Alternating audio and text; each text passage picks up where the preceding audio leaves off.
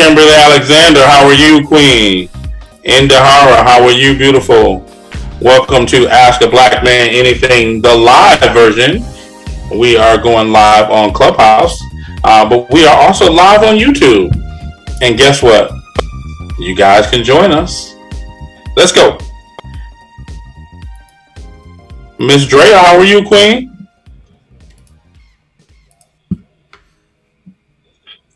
Welcome, everybody. How are you all this evening? Man, welcome to Ask a Black Man Anything. Um, King, I like that vegan vape you got, man.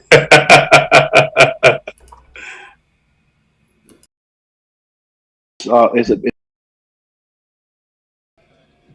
Uh, it's. I Vape? wouldn't say. I wouldn't say it's a vape. I don't know because Oh, vapes typically have like weed or nicotine, but this doesn't have either. gotcha, It's only like it has like ginseng, other herbs that are actually good for you. I don't know, but it's electric. So after I saw that was plant based, I said let me get it. It calms me down a little bit.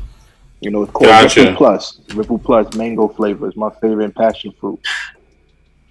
It's a I lot of love people it. in I Clubhouse. love it. It is. I'm going to welcome everybody. Lakeisha, Andrea, Joe, Warda. Welcome you all to Ask a Black Man Anything. If you are currently on Clubhouse, we appreciate you all. If you are watching us live on YouTube, make sure you subscribe. You're subscribed, and do me a favor, say hello in the chat. Just say, "Hey, good people, welcome to our live, and welcome to Ask a Black Man Anything." So, as you all know, typically in our fashion, every Thursday night we come to you live. And what we do is we answer questions. We answer literally any type of question that you have. Thank you for showing up. Tasha, thank you for Elizabeth for subscribing. Make sure you like the live and say hello because I want to see you in the chat subscribing and saying hello. Here's the deal. I want to give you the little bit of the format because typically I haven't had the opportunity to do this before. I really haven't taken the opportunity to do it. If you're on Clubhouse, the raise hand feature will be cut off. And the raise hand feature on Clubhouse basically allows you to come to the stage and pose a question. But here's the deal. We want you to join us live because I want you to see my beautiful face. Hey, Chanel, I see you in the chat, Queen. Chanel is one of our regulars, and Tasha as well. So if you're on Clubhouse right now, I want you to go to youtube.com/ask a black man anything. Right? Here's the deal. On YouTube, all you got to do to pose a question is go to join.aabma.live. Here's the deal. If you are watching us on YouTube, you want to ask a question. There's a link in the chat that you can click it. And here's how our format works. The gentlemen here are here with a myriad levels of many levels of expertise. We know, a bunch of stuff, right? We have had lots of experience in all of life that qualifies us to kind of be a part of your life and allow us to speak into you and answer your questions. So what you're going to do is pose a question to us, and then when you pose a question to us, we'll give you our honest feedback. And therefore, this is Ask a Black Man Anything. So if you are currently on Clubhouse, I want you to slip over to youtube.com/ask a black man anything, and you can join us there. Make sure you subscribe to the channel. And I want to welcome Shan, King, and Daryl. Welcome, gentlemen. Welcome to Ask a Black Man Anything. Welcome, ladies. Welcome any gentlemen that are in the chat on Clubhouse and on YouTube. Welcome, gentlemen. Welcome, my fine kings and generals. Happy to be around you guys. Go ahead and do your introductions. Pop that. Yeah, this is King from New York. Also the author of Love and Life Through the Hours of Travel. Please go and get it. It's on every platform. It's a book of affirmations, daily affirmations, and experiences that I had while traveling the world. I did travel to like over 50 plus countries, and with women, and I the pleasure of being able to jot down my experiences, not all, but some, and what I learned from them in regards to relationship and dealing with someone you love on a level that inspires growth. So once again, is Loving Life is on every platform. So please go and support. If not, it's okay because I still love you as a person. All right, take care. I love it. Who's up next? Me, Yes, DB, sir. Mel Bailey from Baltimore, Maryland. Wonderful coach, mentor, life, health, and wellness, and love. I'll be able to hold my book up soon. So be on the lookout for that. Definitely here to vibe with everyone, especially the gentlemen in the room, my bros, my brothers. And we're going to share some unique perspectives tonight. So definitely get involved. Come to the stage and holler at us so we can holler back at you. And I toss it to my brother, Shane. Hey everybody, hopefully you can hear me. My name is Shannon Rawls from Los Angeles, California, 49 years old, twice married, twice divorced, friends with my exes. I always like to insert that part because it's important that if relationships, the love side doesn't work out, the friendship side should always, right? So, I like to give a lot of advice to young men on how to become better men. You can see a lot of that stuff on my podcast. It feels weird to plug myself. But I'm gonna give it a shot. So go to my podcast or go to my podcast at youtube.com/Shannon Rawls. Or just search my name, Shannon Rawls. I'm Shannon Rawls everywhere. Instagram, Facebook, YouTube, Pinterest, Twitter, everywhere. Shannon Rawls is a registered trademark actually. So if you go to my podcast and subscribe to me, you'll be able to hear a lot of the information that I talk about. And as you can see over here at YouTube, if you're watching us over here at YouTube, you'll see that we're getting adjusted. We always do in the first 15 minutes. But as we get our stride going, it's going to be about 12 of us in here. So it's going to be about 12 brothers jumping in. Chris and I is tweaking the controls, greasing the gears, and everybody's going to be jumping on. So ladies, come on in. Fellas, if you have questions too, we answer questions for gentlemen as well. Just jump into the live, and we'd love to have you. Chris. What up? What up? What up, ladies and gentlemen? Good evening. I am Chris Davis. I am CEO of Pinkship LLC. I am author of this great book. Wow. This is my amazing book. It is called The Edge of Greatness.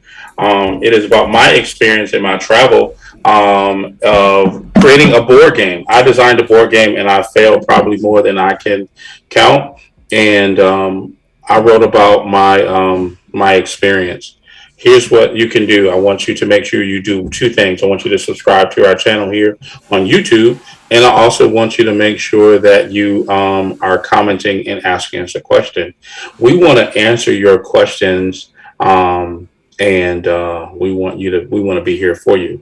So you want to click the link on the YouTube, and we'll be able to ask us a question, and we want to be able to answer that. We have a huge format that we've already laid out, and we want you to be a part of it.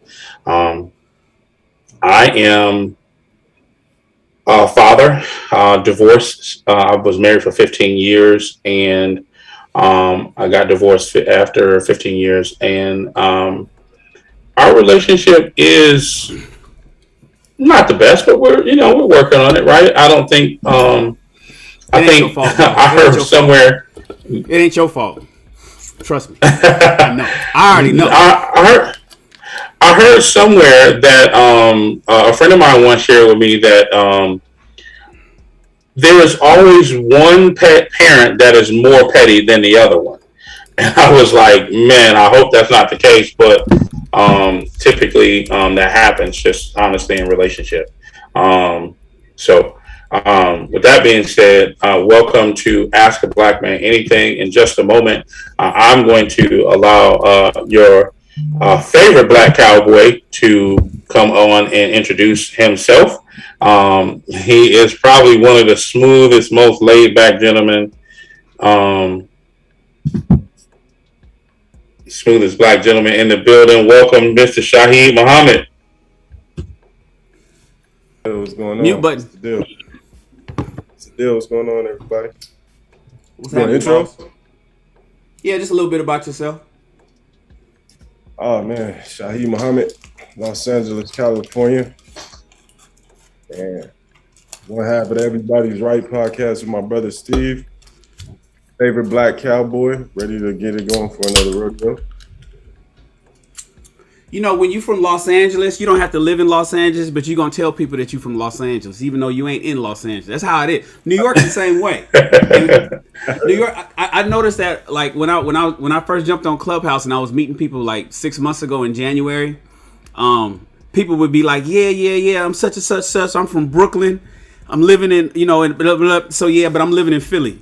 And I'd be like, well, wait a minute, you in Philly? Why are you talking about Brooklyn? They like, shit, when you from New York, you always from New York. It don't matter where you from. So when you from LA, you can be in Texas, you can be in Arkansas, you can be in fucking Minnesota. Man, please, you from LA. I'm from LA. And you don't even mention where you from. Nobody, Shaheed don't even tell motherfuckers where he at. He's just like, I'm from LA. What's crazy is I'm not from New York City, but I'm from upstate New York. I'm from New York. Like, I don't care. I mean, I ain't got to be from the city. I live in Atlanta. Atlanta's my second home. I love Buffalo. I love New York City, and that's my home. So it is what it is. Welcome, Robert Longmire. What's going on, boss? Go ahead and do your introduction, Robert.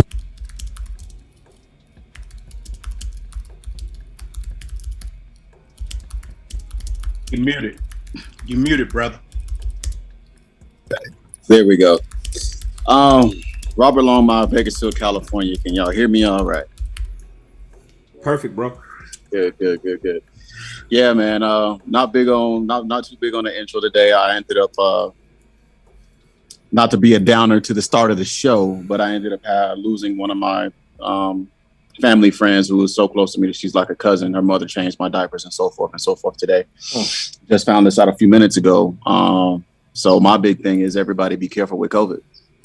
Whatever your stance is on the vaccine, if you want to get it, don't want to get it, either way, I don't care about that part. I care about the safety of everyone. If you can be careful with it, make sure you do your due diligence, make sure you wear your mask, make sure you social distance, and make sure you check yourself semi-regularly to make sure that you do not have it and cannot spread it to others. That's my intro. My condolences to you, Rob. Condolences, bro. Thank you, brother. Was it COVID? It was COVID. Yeah, related? it was COVID. She did have pre-existing conditions and all that stuff. So that kind of played a factor into it. But at the same time, it's still, you know, COVID wasn't around. She would have been here a little bit longer, even with the conditions that she had. Got it, man. Well, I'm glad you're all right, bro. Stay strong. Tia in the chat. No, you do not have to be on camera, love. My condolences. Thank you, Ken. You don't have to be on camera. So if you want to jump on the live with us, it gives you the option to turn your you get the option to control your camera. You could turn it on and off. You could just simply turn it off, and we can hear you loud and clear. And you could ask your questions using just your microphone on your phone, but you don't have to have your camera on. But we would like to see your face because, you know, interactions and facial expressions and body language is important, but it's not required. No. Which one of y'all drink fancy water like Pellegrino? I know King already know you do. I ain't got most of my bourgeois questions don't even be to King because he already know Noop already lives the finer shit. No, but I only drink that when I'm you know, in a restaurant. At home is Fiji all the time. We have some Pierre, you know. Look at my man Daryl. Water. Yeah, we know that's what we. If it's not this, then you drinking bath water, right? Look at Shaheed got his Fiji. Shaheed got his Fiji. King got his Fiji. Daryl got his Pellegrino. I got my Pellegrino. Robert's on location. Chris, what you sipping on tonight, bro? What you sipping on? Sir. Nothing. I need to get some water. He's sipping on syrup. Real quick, how's my audio, man? Is it still? It's a little hot. It's still a little hot. Hey. Hey, real talk. I'm not trying to big up this brand, but this right here changes any of your water to regular to pH upwards of 9. So when you see me sipping on this is pH water, and I'm telling you, it'll change your skin complexion. pH balanced water, drink it. It hydrates, it nourishes. I'm not big up in this brand, that's why I'm not going to say its name, but the word work. I mean, the bottle works. No. Right, Wait, we big on up the that. brand. Is it black owned? It's not. Okay, well, so here's my question: are you telling me I could take regular tap water, pour it in that bottle, and suddenly it goes, it alkalines the basic tap water? The bottle does that? It has a filter at the bottom with the tablets in it that automatically changes the water within 10 to 20 minutes. Dope. Send that to the chat. I got it. I got you. That's dope. Oh, I see what Daryl doing. Daryl saying you want us to talk, you got to pay. It needs to be an advertising fee. No. I'm not, Please. You got to cut a check. Yeah, you want us to big you up. You better put the check up. You need to be a No, sponsor of the check show. I'm mad that Shaheed put that water in the stream, man. Take the label off. No labels. Shane got to blur it out before we post it. Man, facts. Oh man, we are rolling. Man, what we talk about Yo, tonight? you know what's crazy, fellas? I just realized, cause I enjoy the vibe. I just realized we filming right now. So before Colin introduces himself, I just want to just have a quick discussion about what my frat brother said, my outspoken frat brother. And I'm not talking about Shan. I'm talking about Kevin Samuels. Kevin Samuels says there's more husbands than wives out there. And he said that on his IG. And when I saw that, I went there and hearted that IG meme, and I actually put a couple of crowns. I don't put hearts, I put crowns. Anytime I like somebody's thing, and emoji, crown emoji, and he's absolutely right. And I wanted to hear your opinions about that, because I don't think there's more husbands who are, or men who are suitable to carry the role of husbands, traditional husbands, than there are more women suitable to carry the traditional role of wife right now. So what do you guys think about that? Because it's a good segue to what I'm about to drop today. I'm going to look for it. It's in the chat. It's in the chat. I put it in the chat. But the last one, his last thing, I think it should be his last one that he posted. I know this going to be a little bit heated, but I can agree with that, because when it comes to the role of a husband, it's more responsibility weighs on him in that relationship.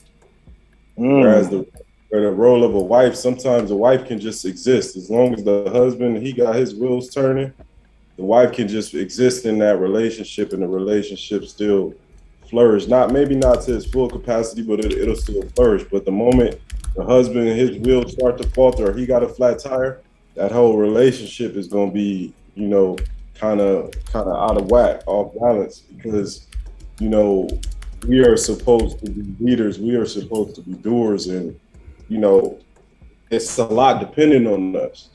Whereas a wife, sometimes it's like you said, it's more husbands that are just married to women.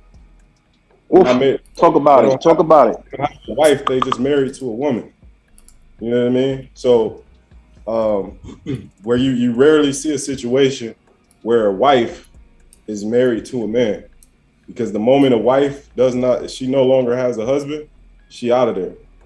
But sometimes husbands go 4 or 5 years not having a wife, but they still married. You know what I mean? So I can agree with that wholeheartedly. See, thank you, brother. Thank you. Anybody else? Because I have another question to ask y'all, and it's gonna get a little bit more spicy. But anybody else, until the rest of the brothers come in, what do you feel about that? Or do you want my other question? Oh man, all right. So here's the question. I was talking to a young lady today, and I told her it's crazy because men men like women who are sexual freaks to them, but don't want a woman to be a sexual freak at all, right? So they don't mind if a woman is a sexual freak, or can I use the word whore, right? To them, in their relationship. But it's an issue when she's a whore outside of a relationship. So my question to the guys is, how does a woman become a freak or a whore without going through the process of being a freak or a whore, so she doesn't have to deal with that social demonization of her? Allow me to believe that I am the process.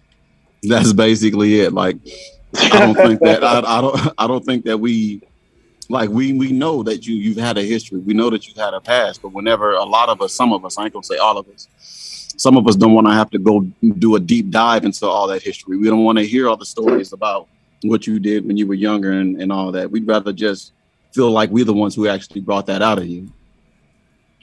So you want to be lied to? I don't want to be told at all. You ain't got to lie to me. But you're not going to be curious as to how she learned, how she does what she does. If she's, I don't want to have Chris Rock talking about Yeezy taught me. I don't need that. Like, you know, that's funny. Rob, you're funny. I don't need that. Like, I understand that you got a skill. Maybe you read some books. I don't know. There's information out there, but we get that you learn some things from some other places. You bring them to us, and maybe we like it. Same thing other way around. But at the same time, I for one just, like, I know it's there, but I'd rather believe that I'm the one who actually brought this new level of freakdom out of you. Facts. And before next person, let's go ahead and welcome our newly minted top hat brother. Welcome Colin Hardeman to the conversation. Go ahead and do your introduction. That is a new one, ain't it? You gotta unmute Colin. Yeah, you are Mike. This is the same hat I've been rocking. Oh, it looks darker. Yeah, I same one. blue. So that's always been black. Anyway, Colin Hardeman. Y'all already know who I be. Y'all know who I am. My information's in the bio, but yeah, let's get into this topic. That's you know we don't have a YouTube bio, right? Right. Colin Hardeman, founder and executive producer of Amazing Media. It's a digital media company specializing in virtual events. So we create, organize, and manage virtual events for big brands and businesses. So yeah, glad to be here with my fellas to talk about tonight's topic, episode 8. Let's get it. Great, number 8. Hey, for the record, is that hat a porcupine hat? Is that what that is? Yes, sir. He knows his hats. That's a man that knows his hats. So I'm with Robert. I had a conversation recently, and a young lady asked me, when's the last time I was intimate? I'm like, I'm not answering that. Like, because I don't want to know what your answer is. Because, you know, your history is your history, and let that be that. Let my history be my history. Whatever I bring and however good or great I am, just let it stand, because I don't want to know. I ain't gonna lie. You know, if you're great, I'm happy that you're great. Don't. But no. You know, there comes a time, Chris, where a woman asks you, you know, about your past. So are you still gonna be like, no, it's none of your business when you're in a relationship? If she asks you about your past, do you think she should know, or you should leave it alone? So I feel like, depending on the level of relationship that we're in, if I just met you, I'm not telling you anything about my past, because that's none of your business. Like, mind your business. You don't need to know, you know, if I was, you know, knocking somebody down last night, or if I, you know, got 2 or 3 on the roster, then I'm knocking them all down. That's none of your business. Now, if we're in an exclusive relationship, then I can, and we've built trust, right? Now listen to the key words: exclusive. We've built trust, right? Because if I'm exclusive with you, that means I vetted you, and that also means that I know that I can now trust you to not run and tell my business to everybody. Because one of the things that I can't stand is a woman, and women do this more than men, I think. And I'm not a woman, but I mean, I think the fellas that I associate with, we don't kiss and tell, but I think more women tell the things that they do to their girlfriends. And I've had conversations with my guys, and I'm like, listen, I don't want to know all of the stuff that y'all be doing, especially if that's your main chick. If you just knocking her down, that's a different story. If you just banging her, gosh, hey, I'm here for all of it. Like, if you want to pass her, no, I'm just playing. But yeah, so that's my general philosophy. So it depends on the level of relationship. And I was asked that question a while back, sometime last year, right? And I somewhat avoided it. I'm like, whatever I say is wrong. If I tell you a number that's too low, you're not going to believe me. If I tell you a number that's too high, now I'm a disgusting dude. So for me, it's like I feel like we've grown past that question. I'm not interested in what your past is. I'm interested in who you are today. I'm interested in if you're still letting those events that you had in the past affect who you are today, or if it's affecting you physically or with any illnesses. I'm interested in that, but I'm not so much interested in how many partners you had. Okay, so let's take it to the social media world. That's what we call the blue pill. Let's go social media world. Fellas, by a show of hands, how many have asked for nudes over social media? How many over people social have media? asked for nudes? Social, like DMs or regular phone text. Have you asked for a woman's nude before you had sex with her? Oh no, not before. Nah, I've gotten them after, and most of the time it's not because I requested. Most of the time it's because they in the shower and they want to FaceTime. Take a picture of me. Take a screenshot. Right. I'm gonna send you this.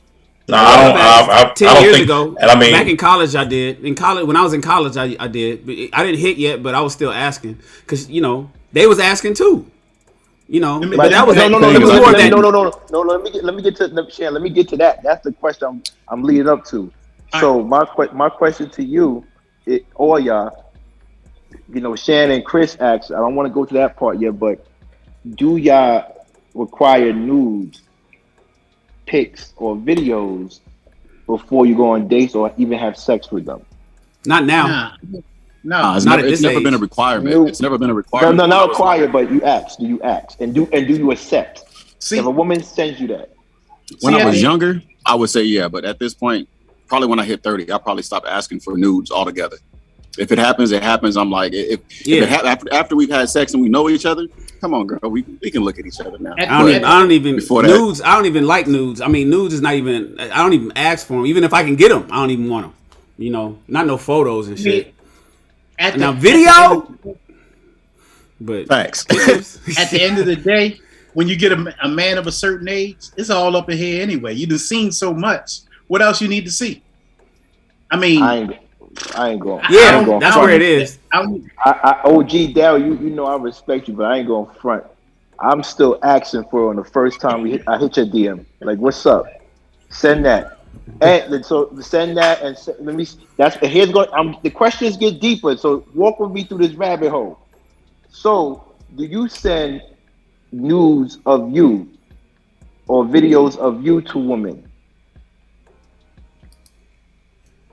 If asked, I'll send it. Because I don't give a fuck, man. I'm an open book, bro. My nickname used to be TMI. So if a woman wants a dick pic, if a chick that I'm fucking with wants a dick pic or wants to see me in the shower or wants me to do something real freaky or whatever, I don't give a fuck. I'll send that shit to her. Am I worried about it's gonna be on the internet? No, I ain't really tripping. I don't plan to be president. So I don't really care, but I don't ask for that anymore. I used to, but not no more. Okay, Shaheed, you quiet. Nah, news for me, I just don't really, I've never asked for news. Women have sent me news. I just, once they... But you accept it. Yeah, but they just sit. At that point now, once a woman, I tell women like this, whatever you show me on this phone, I expect to see that in person. So it's like, don't put the cart before the horse. You know what I mean? If you don't plan on letting me see you naked, don't send me pictures of you naked. Right. So do you return the favor? In the frame of mind that it's like, okay, she about that action, and now I'm return the favor. You return the favor because I didn't ask for it. Okay, have you ever sent a woman a nude? Way back when I was in college. And Okay. I was in a relationship. It was to my woman. So do you ever, and this is goes to Colin, I know you're a Christian man, so don't take it disrespect. Because you I'll have send long one. distance relationship, how do I say respectfully? Because I don't want to ever disrespect you. Do you believe that people in long distance relationship should be sending nudes back and forth if you're in a long distance relationship? Well, I mean, I got different type of privileges. You know what I mean? So I don't need nudes. You know what I mean? So Okay. right. my woman to send me a whole woman. So Oh wow! I'm with Shaheed. That's talk your shit. Talk your shit, man. that's just it. Talk your shit. That's what I'm talking about. But Hey, but you know what? If it was long distance though, King. Okay, so look, if it was long, see, I don't do long distance relationships. I don't believe in them. I don't even think they're really real relationships. But if I was involved, I can imagine. It's just really hypothetical because I don't do long distance relationships. But if I was in a long distance relationship and I knew that we wasn't gonna see each other for months and months on end, shit, and I don't know when, I got to get a plane ticket and got to coordinate our work schedules and all that other kind of stuff. Well, first of all, nudes is kind of corny today because we got FaceTime. FaceTime is everywhere. You got Facebook Messenger, which is just as good. You got fucking FaceTime itself. You could do video chat through Instagram. So you got that going on, right? So I'm the kind of guy that I could watch a movie with a woman and we don't even be in the same room. I'll be like, yo, let me I'll prop a phone up on the pillow and we start Netflix at the same time and we can watch movies through FaceTime and I'm at home and she's at home. So it could get freaky. So if I'm long distance, then nudes and little sexual videos and shit like that is probably going to be, I can imagine myself doing that with somebody that I really, really wish I was with, but I couldn't be with because she's far away. So in that situation, I probably would get down with that shit, but I don't do long distance. So it really kind of doesn't apply to me. Two things real quick. Colin, because we all know Esther, I think you should avoid. I want to give you the grace to avoid this one. Avoid answering that one because I was unless. No. Yeah, I was pleading the fifth. So before Shaheed chimed in, I was literally about to say, I'm pleading the fifth. Yeah, I mean, and that's kind of because she's like our sister, right? You know what I mean? No, that's like on. That's why I said. I know. I'm with you, King. But not just Esther. Like he's been in multiple relationships. A long distance relationship. So that's why not particularly. So before her, he's been in multiple. You know what I mean? Long period. Distance. Yes. Oh, okay. So what is okay? I can get with that. Right, but that's why I was asking. That's what. And Shan, real quick, Colin, before you answer, Shan, I want to tell you, you don't have to FaceTime and you cut on Netflix, she cut on Netflix. All you got to do is download the Chrome. What is that thing called? It's like a Chrome. FaceTime allows you to do it now too. I think it's on FaceTime too, where you can watch the movie at the same time. Well, it's a Chrome something. You go to Netflix Party, and it's like an attachment that you can start the movie on your computer, and she'll be on her computer, and you hit play, and y'all watching it at the same time. Now you have to be on FaceTime. You can't see each other yet, but Wes. Oh, that's dope. Okay, I don't know. I'm single now. Wes is crazy. This is why Wes gets all the women. He thirst trapping. This is what he does on his Instagram. He thirst traps, and then he wants to come live. Fresh out the mud pool. Yeah, so that's so the reason I asked that is because a lot of times and we was talking initially. I asked you about how do you feel about women having a sexual past. You want them to be freaky, but they have a sexual past. So then I switched it to how do you initiate these conversations between sending pics and sending videos, and if a woman is comfortable with doing that, maybe she did it with other guys, right? Do you hold that against her? That there might be pictures out there of your wife or Viz against her. Me, I don't care. I actually encourage women to send videos of them smashing someone else. I want to see what's going on. Like I'm into that. Yes. Yeah, that's what. Yes. Right? You feel me? So I just keep it real with y'all. Like I'm not gonna front because y'all do the same thing I do, but y'all fronting. But it's okay. Like I don't talk about. I did it in college. I did So it in you high saying we're school. lying? Yeah, That's the, Chan, you saying we're lying. Chan, you did it last week. You No, did it I last didn't. week. I promise you. Listen, okay, so look. Okay, so we got You a freak. Robert.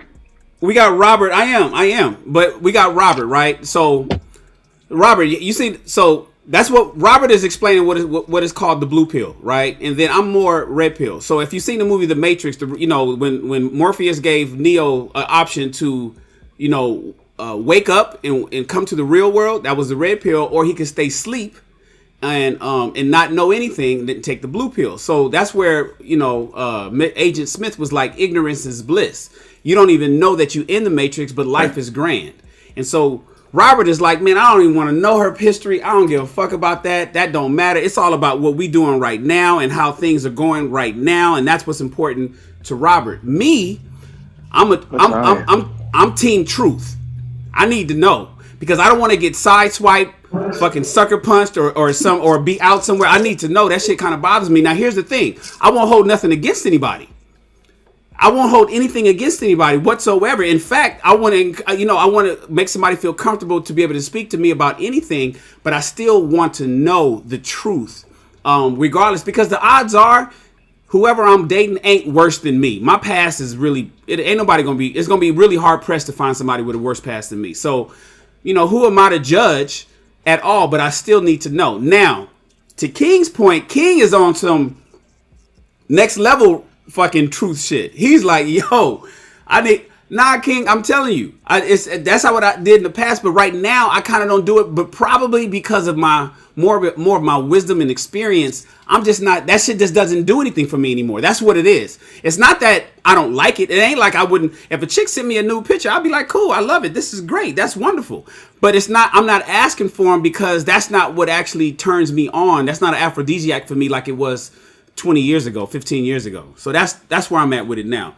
But you and Wes, you guys is y'all some super freaks. I'm a freak, but y'all some super freaks. It's not about being a super freak. It's just that transparency is everything for me. So I need to know what's going on. I get like I'm a weird dude because I don't look at I don't want to see her smash a man, but I want to see her smash it.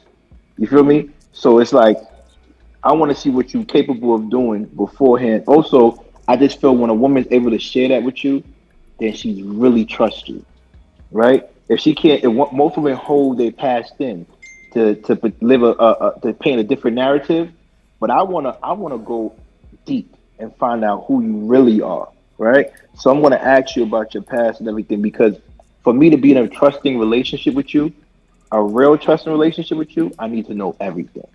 What if she's sexually liberated and just throwing it out there for everybody? That's cool. Let me know. Ray J. Be a sexually liberated person, but see the thing with me, a whore is a difference between being a sexually liberated and being a whore for attention. If you sleep with men because you like sleeping with men, that's great. But if you sleep with men because you want attention or clout, that's when I look at you different, right? That's when I look at you different because the attention whores are the ones I keep away from. Like I only slept with this man to get his attention or his validation. I don't like that. I like if you're gonna sleep with a lot of men or women, you're doing it because that's what you desire to do, right? All attention whores, direct your way to my DMs. Thank you. Continue. Okay. I'm playing. No, he continue, ain't. brother. No, he ain't. Right, but that's a good thing. But Shannon, Colin brought up a good issue before we actually start the show about long distance relationships, and I think I want to hear everybody's opinion on that. But my opinion is I don't think that There's no such thing as long distance relationships now because of all the technology. Really? What do you think? I mean, the physical aspect is gonna be long distance. You ain't gonna be able to be physical as much as you want to unless you just got it like that. And Until we get Star Trek and you could fucking beam me up. Yeah, I'm saying. Yeah, I don't think it's the same anymore because it's not like back in the days or colonial times. You right? Sorry, my bad, Robert. But I'm saying like long distance for like not okay. So I can go 90 miles south and I'll be in LA. That's not long distance to me. That's just a little drive. But if I go 1,100 miles or 1,400 miles over to Texas, that's different. It ain't like I can just get up and go over there. That takes some planning. That takes, work schedules got to be worked out. Flights got to be worked out. Rental cars, hotels, all that stuff's got to be worked out. It makes it a little bit harder to say, you know what, I need you right now in a physical way. I need that physical presence. I need to feel your energy. And it's going to take me 3 days to get there. It's going to take some doing to get there. Granted, you can just take a flight. But flying out of Bakersfield really ain't, it's an option, but it ain't really an option for me. I'd have to go to LA or go to Burbank and fly out of there and head out somewhere. Right. But I just think with technology, a long distance relationship is nowadays is not really a long distance relationship because what happens is it's like unless you're just a fiend for sex and your love language is touching, then you could do without. See, that's because your love language is touching. But my thing is like, but it's one of them. So it's like a long distance relationship actually, to me, is one of the most meaningful, right? Because when you do see each other, it holds more substance. It's more impactful, right? And then you actually get to build with that person before you meet each other, right? And I just feel it's a little bit more romantic, and because of technology, it's not as hard to establish nowadays, in my opinion. What do you think about that, Colin? Because you're in a long distance relationship. Oh, he's not here? Yeah, he might have stepped away. I agree with that, though. I totally agree with that. That connection that you actually build whenever the physical is not an option, and you actually still get along, and you still building a deep connection with that person. Ain't nothing like that. Ain't nothing like that. And then when the physical does get introduced, it's even better. Why don't you like long distance relationships, Jan? Well, I'm not going to redefine it. I think it's still long distance. Technology has made it easier for people and has made it more tolerable than it used to be when we used to sit on the phone. Back in my day, you had a long ass extension cord and you ran that motherfucker into your bedroom and closed the door and hid up under the pillow and was on the phone all night, praying that 10 cents a minute, calling across the city wasn't going to, he wasn't going to surprise your moms with the phone bill. But so now it's easier. But the thing is, I'm too. Even though physical touch is not my love language, I need my woman to be with me, man. You know what I'm saying? We don't have to. I just want her around. We ain't got to talk and all. We ain't got to be all up under each other. But just to know that she's around is a great feeling. Like right now, I'm single and I'm in this big ass house, and it's not cool. And so if I was to get into it, and then there's online dating and you meet people and stuff, and it's like, oh yeah, I'm in Florida. It's like, fuck, what the fuck you doing in Florida?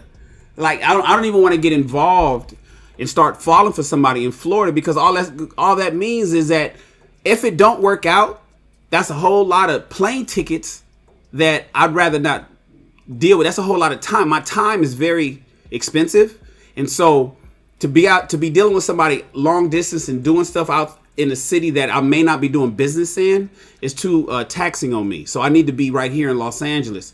So that's why I prefer dating somebody local, so that our free time, if she's an entrepreneur, maybe she has a 9-to-5 or whatever, and then my free time allows us to be real spontaneous. I like spontaneity. I may jump up and want to just go up to Santa Barbara or shoot over to Vegas, or you know what I'm saying, just go do something real quick. I don't want to coordinate something 3 months out so we can finally meet and go have fun in the city of. I don't like that shit. So, and then I like sex. Hey, I like sex. So Bruh, you know, all that waiting fucking 3 months or 2 months or a month or once a month shit, I can't get with that, man. I gotta go to Pound Town all the time. So that's just me. Hey, Shan, just say it, man. You selfish, man. Just say it. That's it, baby. Come on, say it. Say it with me, baby. Say it with me, baby. I'm selfish. Try it. Just try it one time. I'm selfish. Look at that. Look, that looks good on you, brother. That looks good on you. Sure does, man. So, from what I heard, looks like we have a couple of people in queue, and we definitely want to acknowledge them, because one of the reasons why we're here is not only talk about hot topics, but also we want to do our show, Ask a Black Man Anything. And Shane, if I'm correct, give me a thumbs up that we have Ree in the queue and Chanel. Mm-hmm. Chanel bounced out, but Ree is in one. Let's pull her up. Okay, perfect. So let's pull up Ree to the show.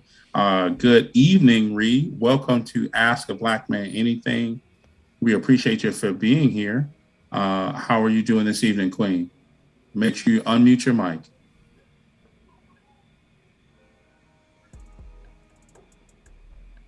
Ree, your mic is not muted. We can hear you, but you just got to speak.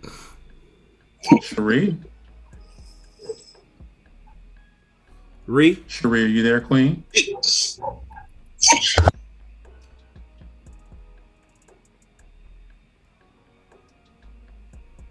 Let's try one more time. Cherie, can you hear me?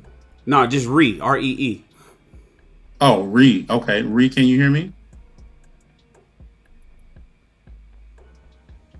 All right. Well, let me bounce Ree out. Ree, would you like to wrestle Ree?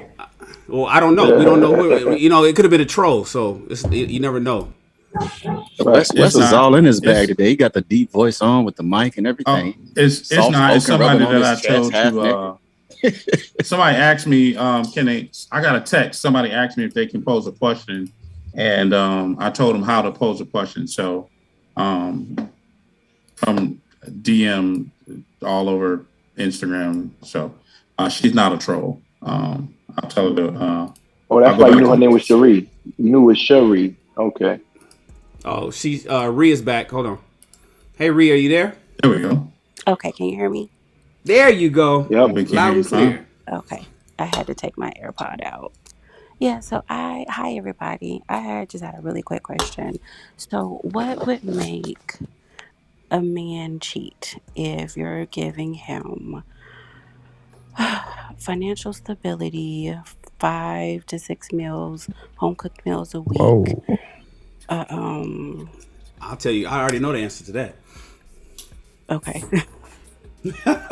No, finish. Go ahead. Finish. Wait, hold up. Just yeah. Let her finish. Now, I will admit that he said I wasn't grateful.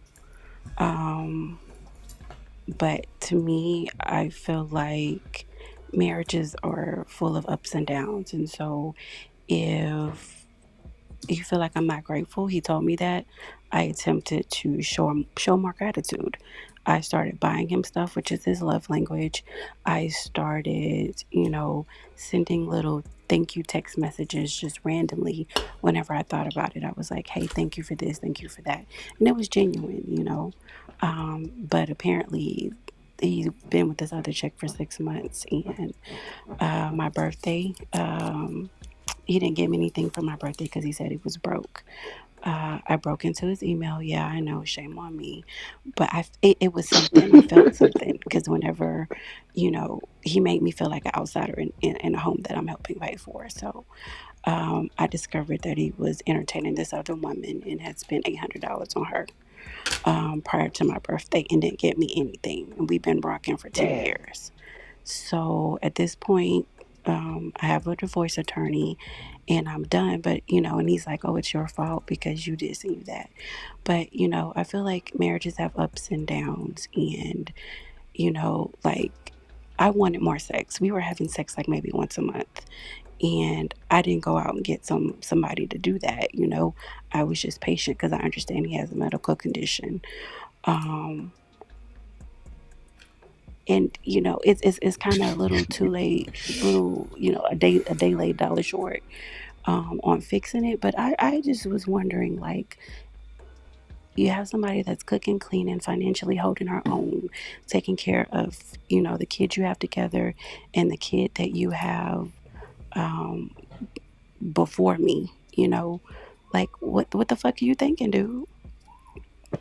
Well, That's it. can I ask Wow. a question? Can I ask a question? Yeah, How, Sharif, Reed, um, how long you been with him? 10 years, that's what I was married for gonna ask. 7. Okay. That sounds about right. So let me ask you a question, and please don't take offense. Are you a big woman? I'm medium. Okay, I'm what not did you as skinny become as I used to bigger? be. Okay, well, hold on. Somebody give me some sound effects, please.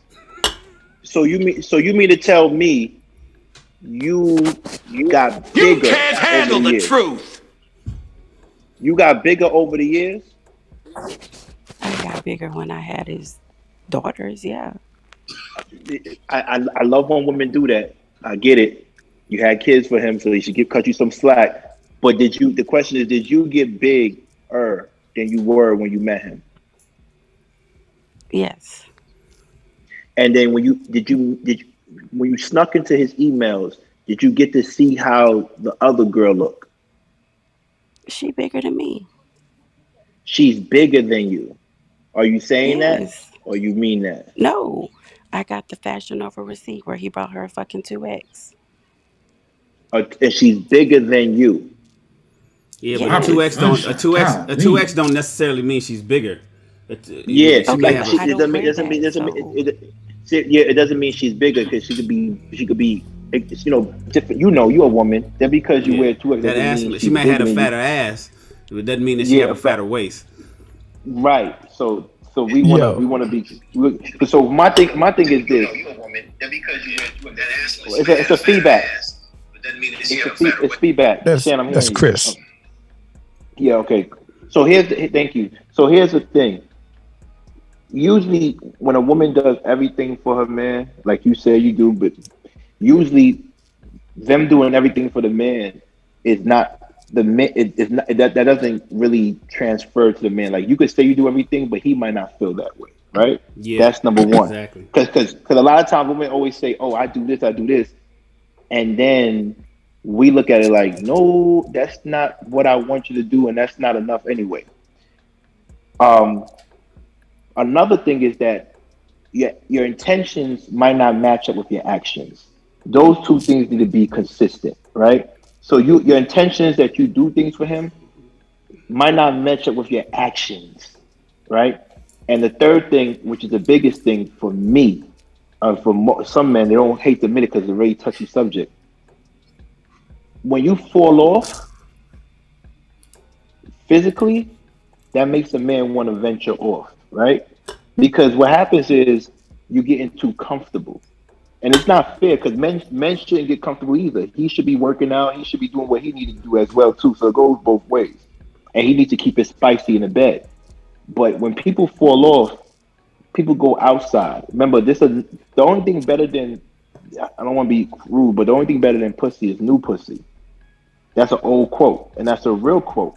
And the reason why is because the novelty of starting over again, the novelty of getting instant submission from someone new makes men go crazy.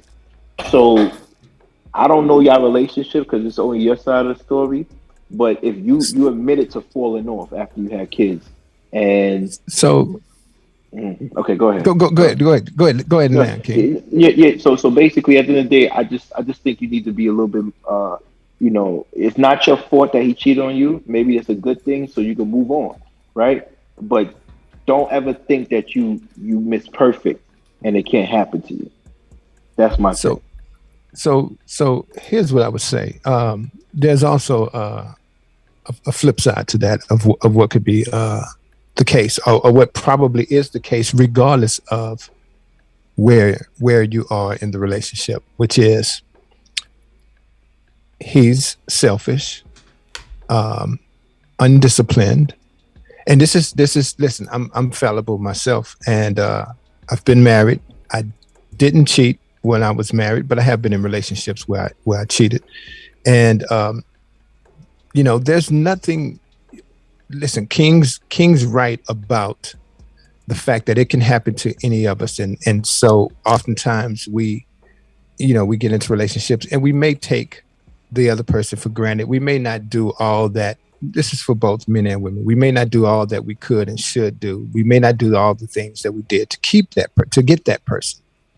But regardless of that, even when that's when that's the case, there should be, especially as the man, as being the leader, so to speak, if the two of you subscribe to that, there should be communication about that. And I had to learn that in a relationship that was after marriage, but I had a relationship that was the most mature relationship that I'd been in.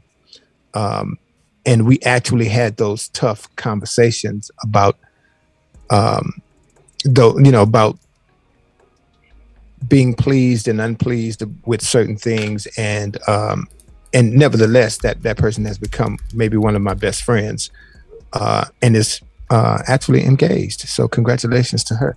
But the point of it is that there's communication that should take place, and it should come.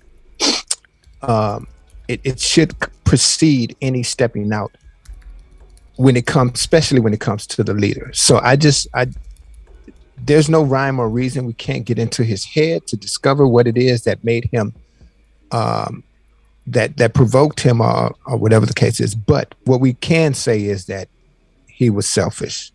He was undisciplined. And you have to be able to give yourself closure, because sometimes if you're waiting for closure, whether it's from him to make it make sense for you all of a sudden, or whether it's coming to us. Well, Wes, it ain't no closure. To make it make they sense. They still married, Wes. What do you mean closure? Right. But this is what I'm saying. The closure, you can have closure whether you're in a relationship or out of a relationship, whether you're in divorce, in the middle of divorce, whether you keep going. She can create that closure for herself, even within that relationship, which is to acknowledge your own faults in the relationship, and only you know what those were. But after that, the closure is no longer questioning yourself after you've acknowledged and done some accountability. At some point, you've got to close the door on that, and there's still a responsibility on the other person to have been honest and open with you and transparent. Now, in your accountability, you may find that he was honest and open and transparent, and that there was communication prior to that happening. But that's part of your own accountability. But the most important thing is that nigga lied, Wes. That nigga lied. He said he didn't have no money, and he dropped $800 on the side chick. He didn't get her nothing for the birthday, so he clearly lied. He ain't tell the truth. Although that ain't no. Shan, you gotta. He dropped 800, but we don't know what's the distance between her birthday and that other girl's birthday, because he clearly has up and downs with economically. Right? That's still $800 that could have went to her, one way or another. Whether it was over the course of a year or the course of 2 days. 2 days. So she said 2 days. So now, yeah, he's a selfish bozo, but I'm glad you're getting divorced. But here's my thing though. Well, what does that matter if he dropped 800 on the side chick? He is disloyal. Period. And matter of fact, look. Let's answer her question, guys. Let's answer her question. Her question was, what would cause a guy to cheat when his wife is doing all the things that she's doing? That was her specific question. I know we can dissect him and call him crazy and all that, but exactly. Her question specifically was, what would cause a black man to cheat when his wife is dropping paper, paying all the bills, cooking, and doing all, and wants to have sex and doing all the stuff that she's supposed to. So here's a great way to go about it. If you guys would allow me, each one of you just name something that would be the cause, and just allow me to respond to one word behind whatever that is, so we can sum it up. Just trust me. I said gaining weight. Okay, selfish. Keep going. Somebody else. Okay, go ahead. Not understanding what it is that you're doing and how it allows me to feel love or not feel love. That's good. Got him. Robert got him. She gave me permission. She gave you permission. That's not cheating. But that's not the case. Watch and this. that wouldn't be cheating. So here's the thing. If you're married and the question is, well, if I can't have sex with you, where am I going to get it from? Her response is, I don't care. Figure it out. Oh, come on. And she Yo, said you a dirty dog. You a dirty dog, Chris. You a dirty dog, Chris. You a dirty dog, man. You know they don't want you to go and cheat when they say that. Listen, watch this. I could be a dirty dog, but guess what? I got right under the hydrant and washed myself off. Say like, next. Yo, no, but you know when they say that, Chris, they don't mean that. Then why say it? Why say some stupidness like that? But that's the West. So to answer Reed's question, why would a man cheat?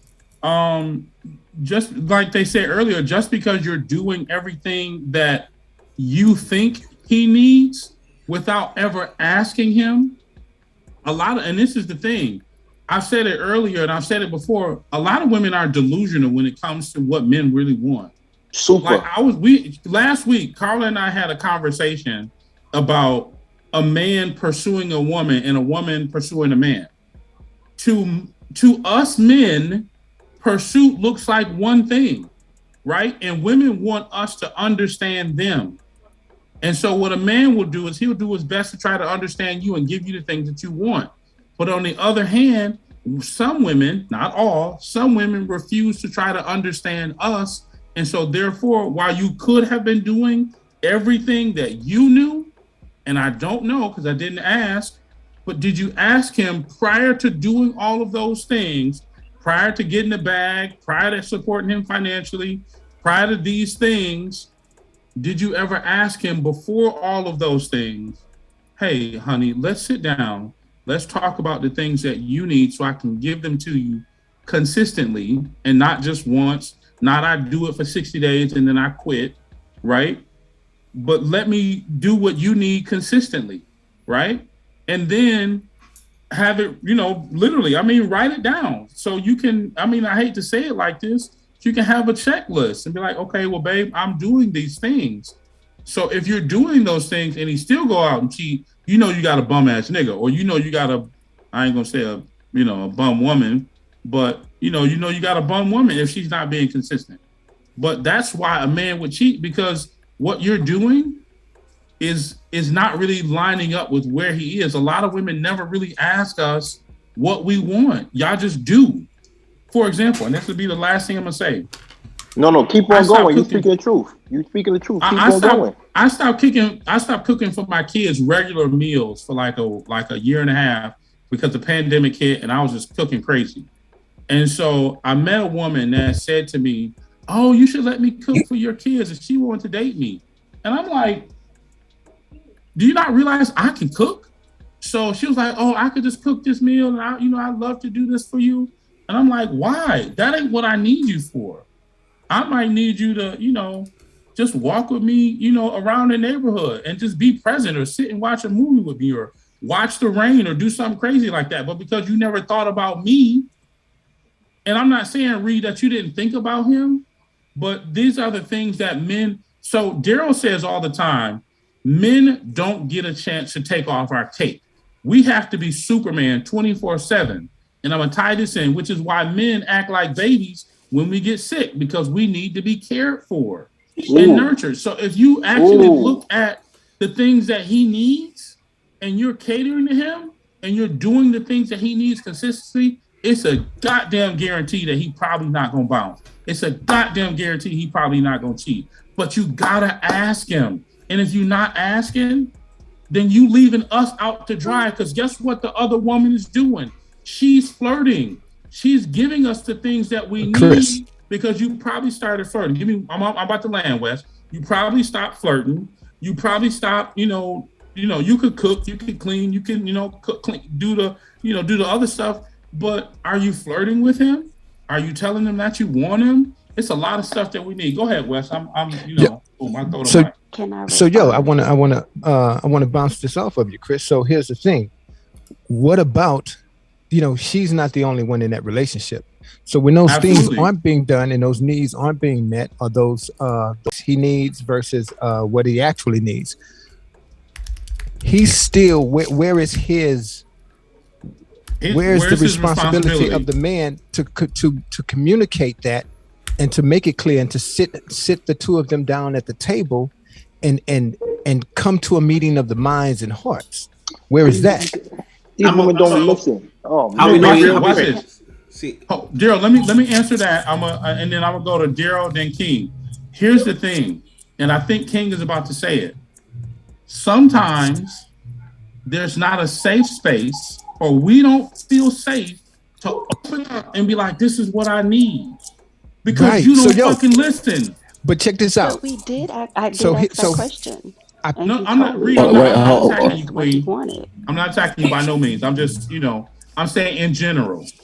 Oh, okay. So I'm go ahead. I'm saying, sorry. What were you saying, Queen? He told me what he wanted. He wanted at least 3 home cooked meals. He gets 5 to 6. He wants me to give him head more. Not a problem. He wants me to cook and clean. Done. Not a problem. He wants to Did feel you do it? appreciated. So I'm gonna go back to something that Wes said. This ninja is like just I said, selfish. I don't feel like I didn't know how to do it. And so I'm like, well, what do you need to feel appreciated? Because your love language is gifts. So I'm buying you gifts. Obviously, that's not it. Your love language is also words of affirmation. So I'm sending you texting. Yeah. So yeah, but y'all been 10 years. Oh, sorry, OG. My bad.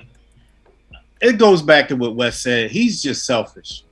He's living one thing in his head because his heart is not where your heart should be at home. He has no accountability, and because you're trying so hard to meet or measure up to what he wants, he is not satisfied within himself. Right. He is selfish, and for the simple fact that he's lying to you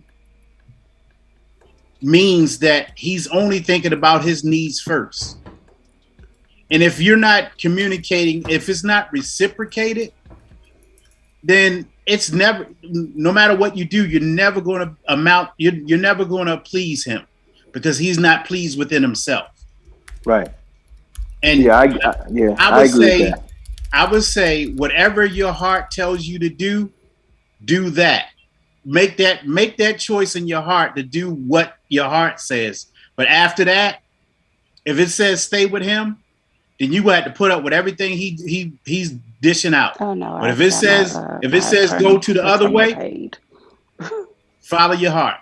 That's all I'm gonna tell you. But selfishness is you can't win against selfishness. Ree tried to say something really quick. Ree, say that again, and then King, go for it. I said my attorney's retainer is already paid. Okay, so that's so she made her decision. So Daryl, I agree with Daryl. If he's that type of person where he's not happy with himself, you can never satisfy him, right? But I find it. But just say that's not him. Let's just say that's not him, right? Let's say everything is normal with him. I find it, to me, if I was married to a woman for 10 years and she still didn't know my love languages, I would find that very problematic. See, that's the problem right there. That's exactly what I was going to say. Hold on. And that's crazy to me. 10 years. So now here's my thing too. You still have to have constant fluid words of affirmation. No. You still have to have constant fluid communication, even if it's 10 years or 10 days. So I get that, right? But here's my thing. I'm not saying this is you, Reed, but I know women, when you tell them what you want, they do it, but they don't do it with passion. He said, I want head. You probably, no, it's time to give you head now. It's 9 o'clock. It's time to go to sleep. Let me give you head.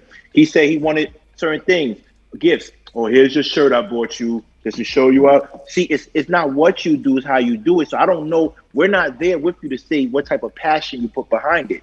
You probably did it and made it seem like it was a chore. And that girl that wears the whose phone is that? Whose phone is that? And that girl that wears the 2X, she might be doing nothing for him, but when she does it, you could see she puts her passion into it. right? She I mean, wants that's to my do it. husband. So Like in my head, yep, when I'm giving him head, I'm trying to make him my bitch. Not like in a disrespectful way, but that's how much passion I put behind it. I want toes curling and shit. So it wasn't like, oh, let me just do it to shut you up. Like I tried to have sex with him all the time, but he has a medical condition, so it didn't damn. always work. Did you have you ever But cheated I on him? didn't go fuck somebody else because Have you he ever had cheated that on him? issue. No, right? No, 10 years you never cheated on him. no. Oh, you paused. It's all right. When we have sex, it's amazing. Okay. My I bad, think Robert. no, I think my real quick summation of it is like you kind of alluded to in the middle of your talk right there, King, is he may not know himself enough to know what his love language is. And if he does know himself or he did know what his love language is, we are creatures that evolve. His love language might have transformed into something else, and that something else may be what that woman's giving. Um, and that's pretty That's much it. true. Is he doesn't have the maturity to see that whatever it was that he wasn't getting in the relationship that made him even think to step out. You said, okay, I will do my part. I will step up. And he didn't have the maturity to understand, like, okay, she's doing her part. Now I've got to do my part to reciprocate and give that same energy back to the relationship so that we can get back together. I'm one of the people that believe that, and some people don't like it. I'm one of the people that do believe that, if a woman cheats on me, I feel like I'm in some way accountable for that because maybe my actions didn't fit her needs.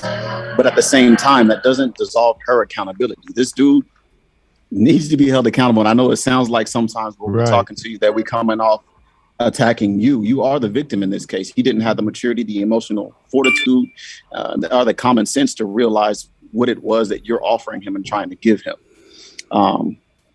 So yeah, but King did have a point there with that whole head thing. Like, if you're doing something for someone and you're less than enthusiastic about it, for me, it's like you might as well not even do it at all. I might still take it.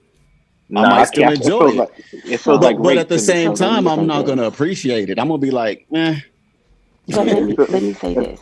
I actually give fellatio classes to other women. So I think I'm pretty good at it if I can teach somebody else how to Hey, do it. hey. So here's the thing, wait, right? hold on. That Wes, changes the So conversation. Right. you hold on. give Guys, fellatio let's land. classes. I give mud wrestling classes. Listen, when this thing is done, fair I'm, exchange ain't no you robbery. know what? Yeah. Let me so let me jump in Ask there. her, Wes. Ask her, Wes. Do she like mud wrestling? I'm not going to ask a married woman that.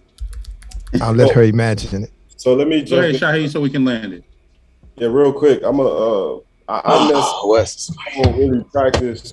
I don't practice traditional monogamous relationships, so I wouldn't look at it as an indictment on anyone in particular. Because it might not be that. You know what I mean? Like I think Reese said she do everything under the sun that he asked for, and it's still not fulfilling him. The reality is, most men by nature are non-monogamous creatures. Most men by nature desire multiple women. They desire more than one woman.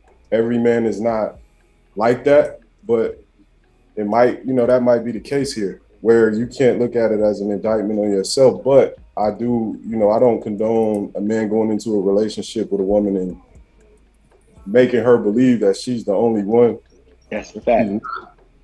Now, he might not have that security that some men have and say, I'm not a one woman man. Like you can get on the train, but it's gonna be another one or two women on this train with you. He might not be there yet, but I wouldn't be looking at it as a insecurity or anything. Because it, like I said, it might be an insecurity in himself where he's not comfortable enough to say, like, look, you're the greatest woman I ever had. I just desire more than one woman. One woman can't fulfill me. That could be the case, but it sounds like you so far along the line where you already made your decision, and I respect that you standing up for what you stand on. But it might not necessarily be anything wrong with you, and it might not be something that drove him to cheat outside of just he's a non-monogamous man. He desires multiple women at a time, and that's just what it is. He's feeding his urge. He's feeding his desire. Where he went wrong at is not letting you know that's who he is. He might not even know that. Some men don't. So they make excuses and put the blame on the woman because they can't just say, look, I'm just not a one-woman man. Man, what an amazing way to kind of land it there with a well-rounded type of advice. Went from every aspect of the spectrum here.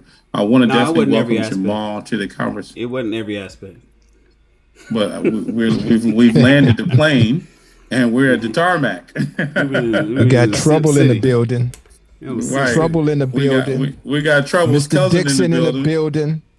Who couldn't come to Reverb on Saturday night, but we going. I told you I had flights, I had plans, I had things to do, man. Look, when they scheduling flights like that, man, you gotta take it, man. You gotta take it because they're out here doing it. They're doing my it. My fellow dark side brother, where you at? I'm in here all alone. I mean, King, me and King is getting beat to hell with all these blue.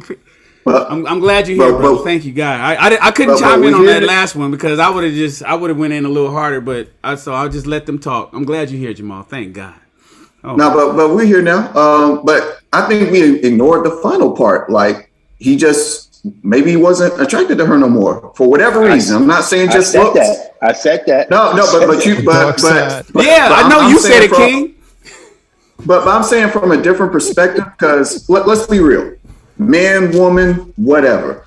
If someone that you're not attracted to in a physical, mental, emotional sense is doing everything for you, it ain't gonna do nothing. Like it doesn't do anything for you. It doesn't matter. If the wrong person is doing all the good things for you, it's not gonna work because they're the person.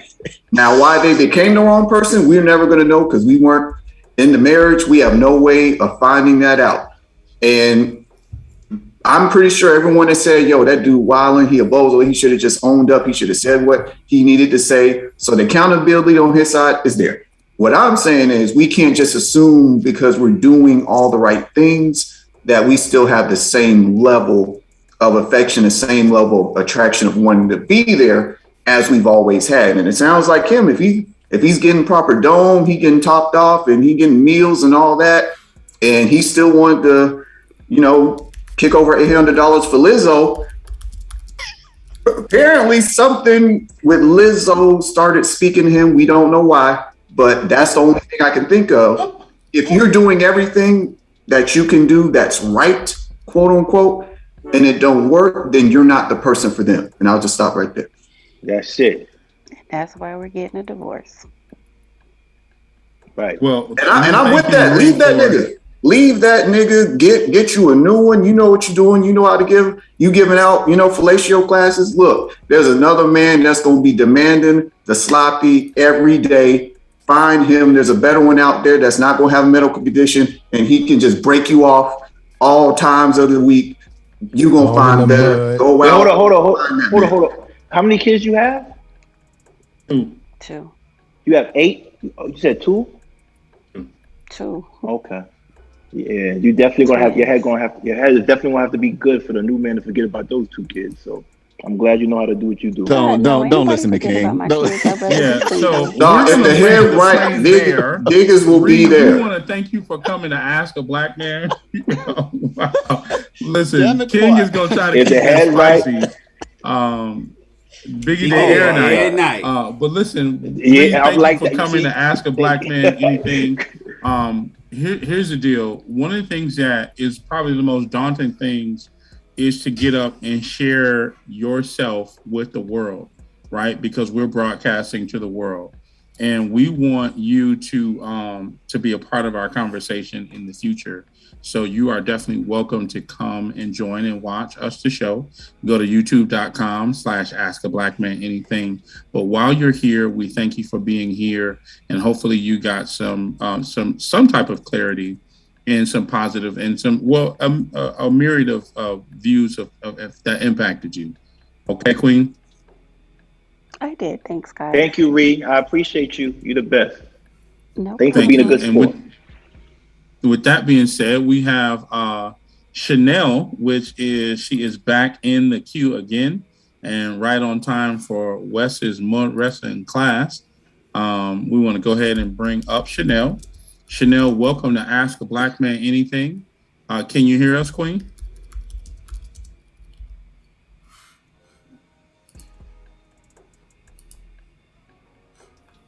Chanel, can you hear us? You got to unmute your mic.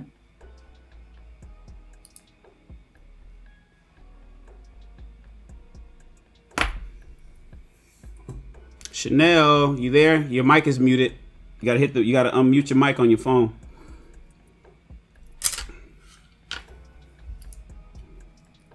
Chanel is busy. She is in the mud right now. She'll be with you momentarily. So while we wait for her to unmute her mic and figure out her technical difficulties, I want to go ahead and bring up Lynette. Welcome to Ask a Black Man Anything, Lynette. How are you doing this evening? Hi, guys. I'm doing quite well. How are y'all?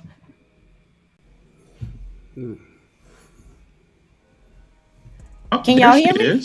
Yeah, we can hear you. Got her face I couldn't hear y'all. Y'all was just looking at me, so I wasn't too sure. Yeah. So can y'all see me? It seems like I'm getting out of frame. We can.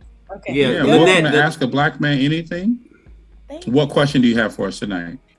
Oh goodness! When I came up here, I had a totally different question, but that last one got me. My mouth was like, from some of the answers, but I guess we can't have it both ways. We can't ask y'all to be honest and they'd be really shocked. But a couple weeks ago, I think in the Clubhouse room, because I've been coming to you all stuff like since the end of 2020, but it was an off the cuff statement. I think it was King. He was like, yeah, you women are like, some of you all are blocking your blessings by not giving it up soon enough. He was like, I like to get it out the way.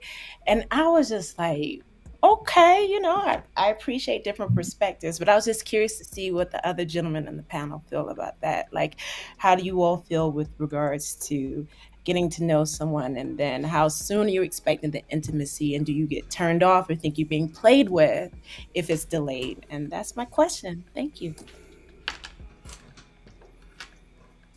I'll go first. Me personally, I don't really have any expectation. Like, as long as it's organic, it is what it is. You know what I mean? If you give it up to me the first night we meet, it's not going to change me either way. If you make me wait 90 days, it's not going to change me anyway. But if you got this fixed mindset that it's predetermined, you are going to play yourself out of, a good situation, because it's just like, at that point, it's not organic. And for me, I move off of flow and it's fluidity. So if I see, because it's just like, I've had this conversation, men, we can be wolves in sheep's clothes. So if I know that you just holding out for 90 days just because that's just this rule you got, if I was like that, I could hold out, get what I want, and then you played yourself. Or you could hold out for 90 days, I'm really into it, and I just feel like you know what I mean? You just not letting things naturally progress because you got this fixed mindset of whatever it is you got going on, and you're going to play yourself that way as well. So for me, it's all about just let nature run its course. Again, I'm not going into anything trying to sleep with you the first night or the first week, and I don't mind waiting however long it takes, as long as it's organic. So that's just me, but I definitely agree that women oftentimes play themselves out of good situations all because they think they got it all figured out. And rightfully so, you do. You got it all figured out for yourself, but when you got it all figured out, you have to be willing to deal with the consequences of the circumstances you create for yourself.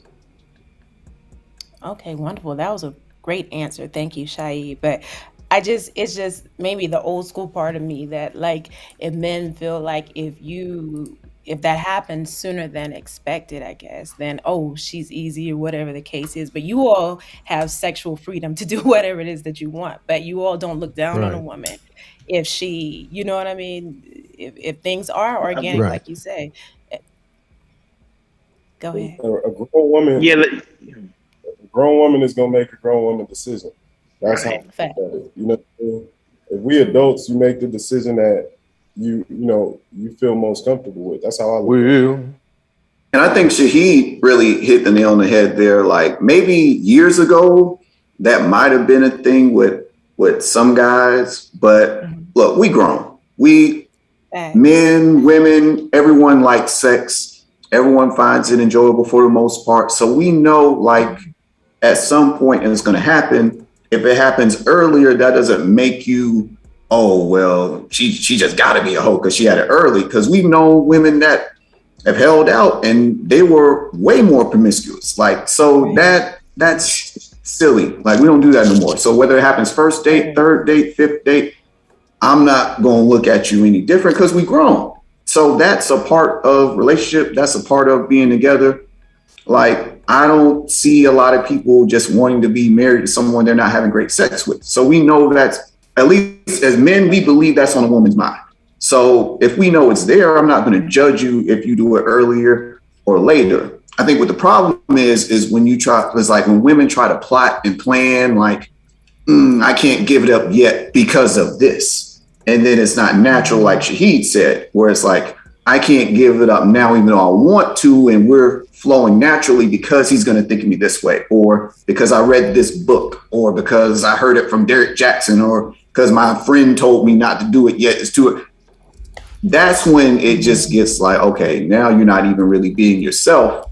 You're trying to adhere to standards that a lot of men, or at least a good amount of men, don't care about anymore. So to me, it doesn't make any difference. Like, if you do it first night, I wanted to do it the first night too. So how am I going to look at you different? But that's just me. Yeah, we know what's crazy. You know what's crazy, Jamal? Jamal, the craziest thing to me is that this is an old myth, but every man and woman knows this. A woman knows if she wants to sleep with that man the first 5 minutes she meets him. Right or wrong? I would agree. That's like they could. I would agree with that. Yeah, they could have. So if you know you want to see him in the first 5 minutes, what's the difference between that and give it to him that same within that 24 hours and waiting 90 days? You know why? Yeah. You know why women do that? You know why women do that? In my opinion, I believe women do that because women have to set boundaries, or they're gonna have sex with a lot more men. They do that just for their own boundaries, not for us, right? Okay, let me set this time boundary, or let me set this money boundary. He has to spend this, or he has to spend this much time before I sleep with him, so I don't feel like a slut, because I want to sleep with him anyway when I first met him.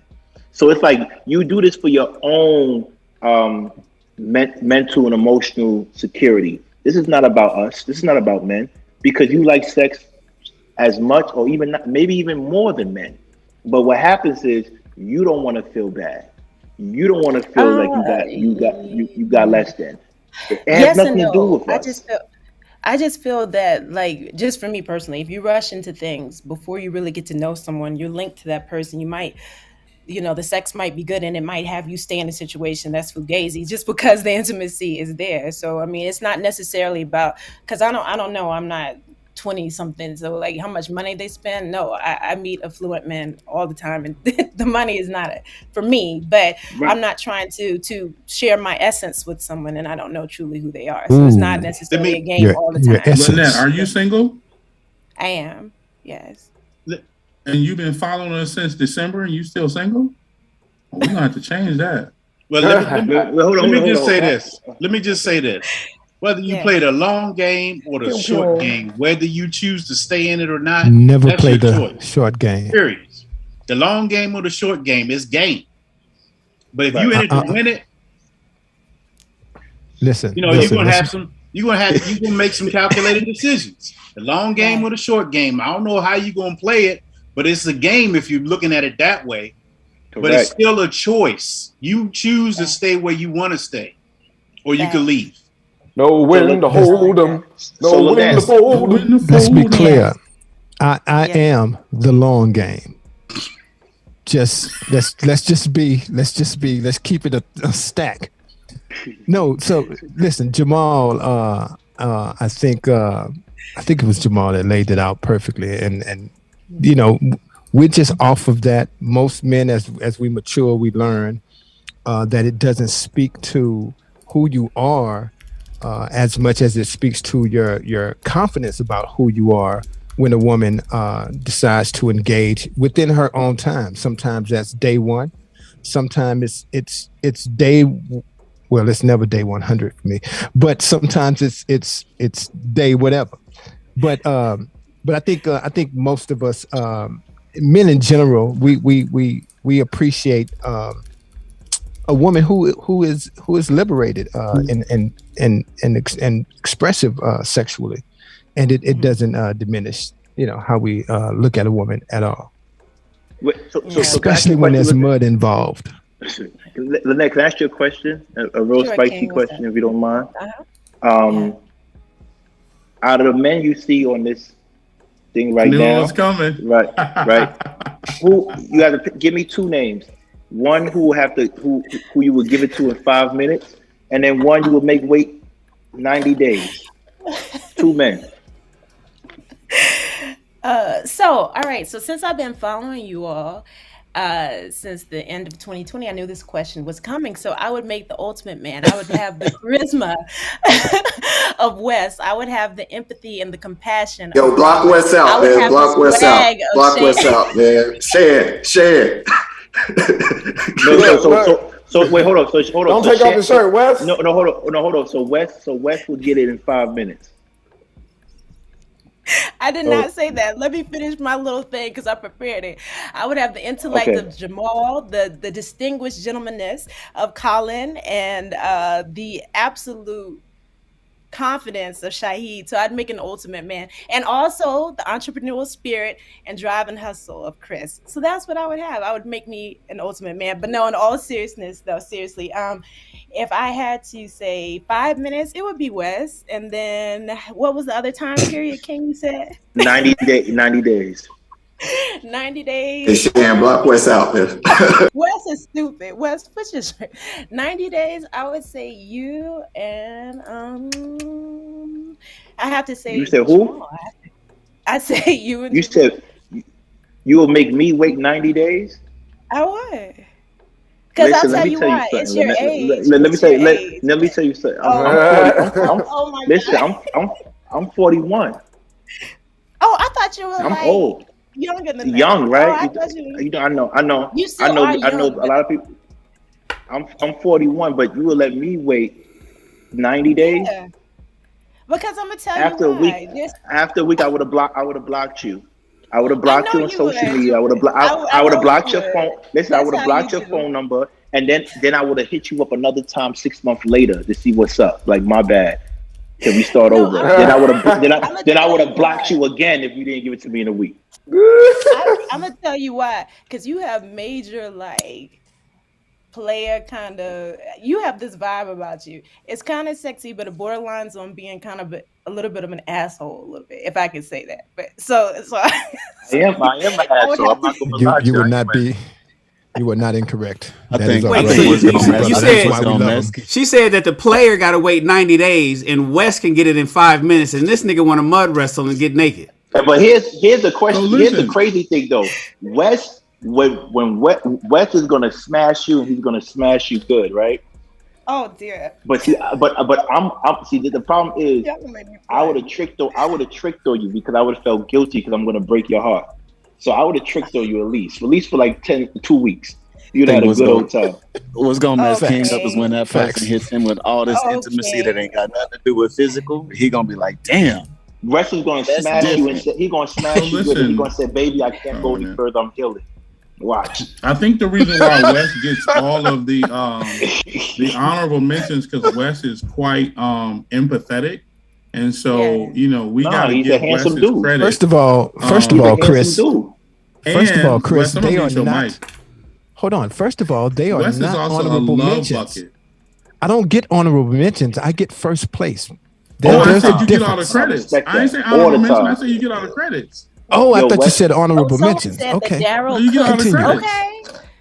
Daryl Cooks. Okay. I must say this just in summation because you all have been so great to me in this time that I've been up here. But I really appreciate this platform because all of you do bring such different spice, and I learned so much. And like I said when I first came on, we can't ask you all to be so forthright and so open, and then whenever you say something we get upset, because King, you had me going when you said it's because of the young lady's appearance. Wait, let me finish. Let me finish, Brother King.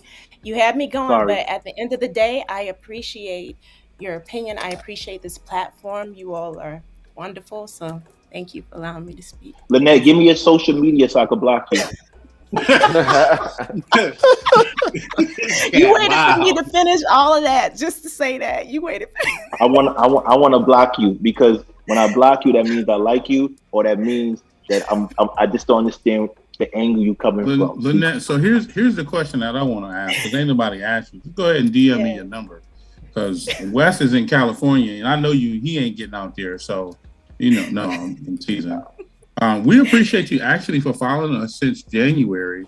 My DMs are open. I'm still single. And I'm going to make somebody mad. Since 2020. You said what? Since 20. I've been following y'all since 2020, before you all did a brand shift. I've been here since like day one. I love you all. Yeah. Remember when y'all were doing it with the yeah. But anyway, apologies. Mm-hmm. Then date us all. We'll bring an element to the game that you might not be ready for. Date us all. Who said that?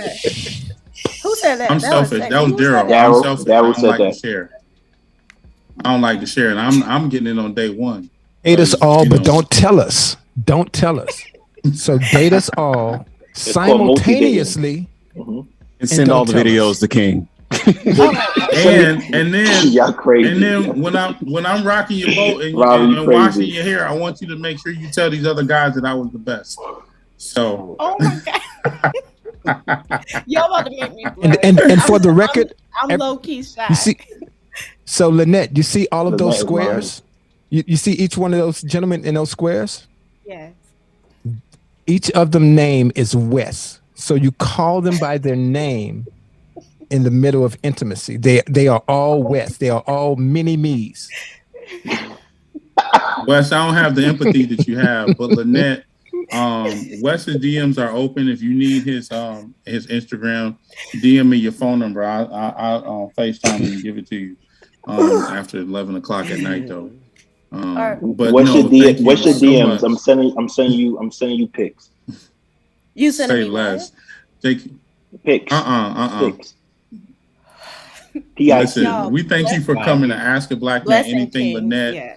Thank you. You are definitely welcome to be, and I appreciate you for being with us here and knowing that we did a brand shift. We are now Ask a Black Man Anything. We're on Instagram, Ask a Black Man Anything, Facebook, Ask a Black Man Anything. So appreciate you for being here. Yes. Blessings. Appreciate y'all you, have Queen. a wonderful night. Take care of yourselves. Appreciate it. You're welcome. Love you. Thank you. And with that being said, we want to jump to April. April, we thank you for coming to the show. Jamal, we're going to get you in just a second. I want to bring April up to the queue, out of the green noon. Thank you for joining Ask a Black Man Anything. Hello. April, are you with us? Hey, I am. Can you hear me?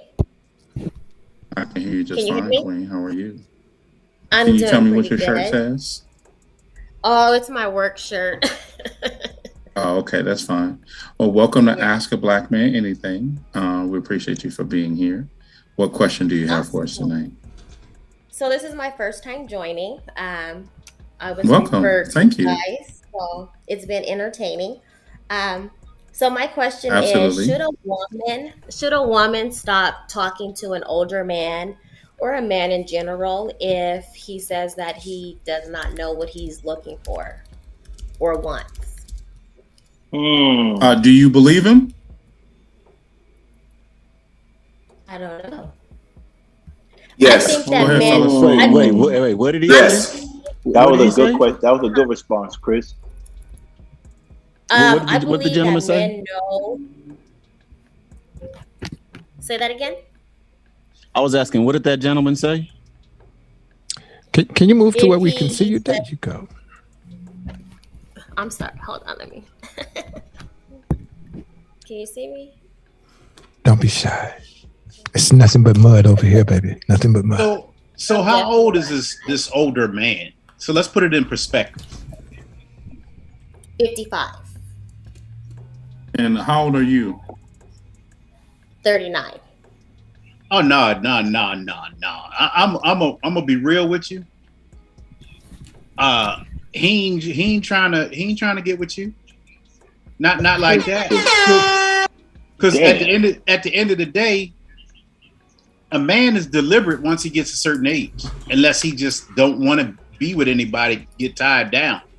So if he doesn't know where he's going, He's pretty much telling you cool and everything. You cool and everything, but I'm not really trying to commit to being in a relationship with you.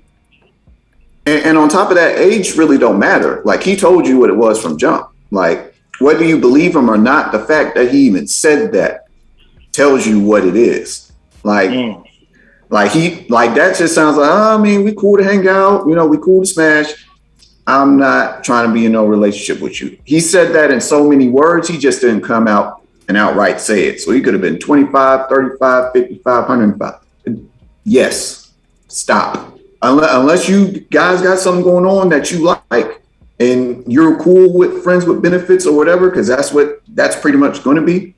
If you're not cool with that, leave that man. Just leave him. When there's doubt, there's no doubt. Simple. When there's doubt, there's no doubt. I think they both saying the same thing when it comes to the fact that whether verbally or through actions, if he shows you any doubt for your future, then you know that that's not the one. So you shouldn't feel bad leaving an older man. But the biggest mistake women do though is like they assume a man is supposed to know certain things because of his age, and it's a learning curve with everybody, right? Not everybody learns everything at the same time. But when it comes to you and your life and where you're trying to go, if he doesn't have the same destination that you have, then you might want to reconsider being with someone like that. Okay, I appreciate the comment. Again, he done told you straight up. And my thing is, if a lot of women get caught up in thinking that he'll change over time. True. He let you know right off the rip, just like Jamal said. I don't know where I'm going. At that particular point, you should have been like, all right, then. If you don't know, I don't know either. The question is, why do you still want to stay connected to him when he doesn't know where he's going? If he's supposed to lead you. Shahid, you wanted to share something, brother? I'm not. But that was a good question. I think it all comes down to, what do you want? Do you know what you want? If you know what you want and he's not, lined up with what it is you want, you got to make a decision. Now, if you enjoy the space that you both, because you can enjoy being with someone that's unsure about what they want and where they, want to go, whether they want to be in a relationship, whether they want to stay single, you can enjoy that. You can have the time in your life, but you also, I'm big on dealing with the consequences of what you set yourself up for.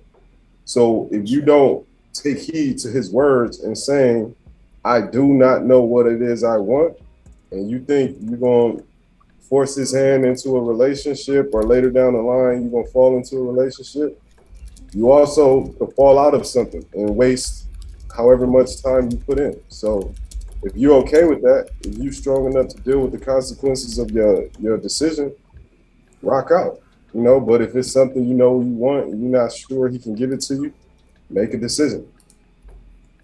Let me just say one thing as an older man on the panel as well. Just make sure that you check yourself and make sure that what he's saying is that he doesn't know what he wants versus he doesn't know if he wants you or if he sees the two of you long term. Because oftentimes that can still be a bit of a discovery process, even for a man who knows what he wants. He can still need the time to process whether or not you have all of those characteristics and attributes that he needs. And last thing I'll say is, but don't be rocked to sleep waiting for him, because you have wants, needs, desires, and a vision that you have for yourself. So make sure that you still consider yourself regardless of what it is that he needs or wants, because no one's going to take care of you like you until that relationship blossoms and blooms into something significant. Okay, appreciate it. Now, if he's buying a bag, you could probably get another bag out of him before you leave, though. You could probably get another one before you leave. So, if he out here being a sucker, then you can go ahead and get one last slick up off him and then bounce. You can do that too. So, you know what I mean? Because it's all about fair game. We calling it fair. Like, y'all can say what y'all want about us, but as men, we gonna call it fair on here.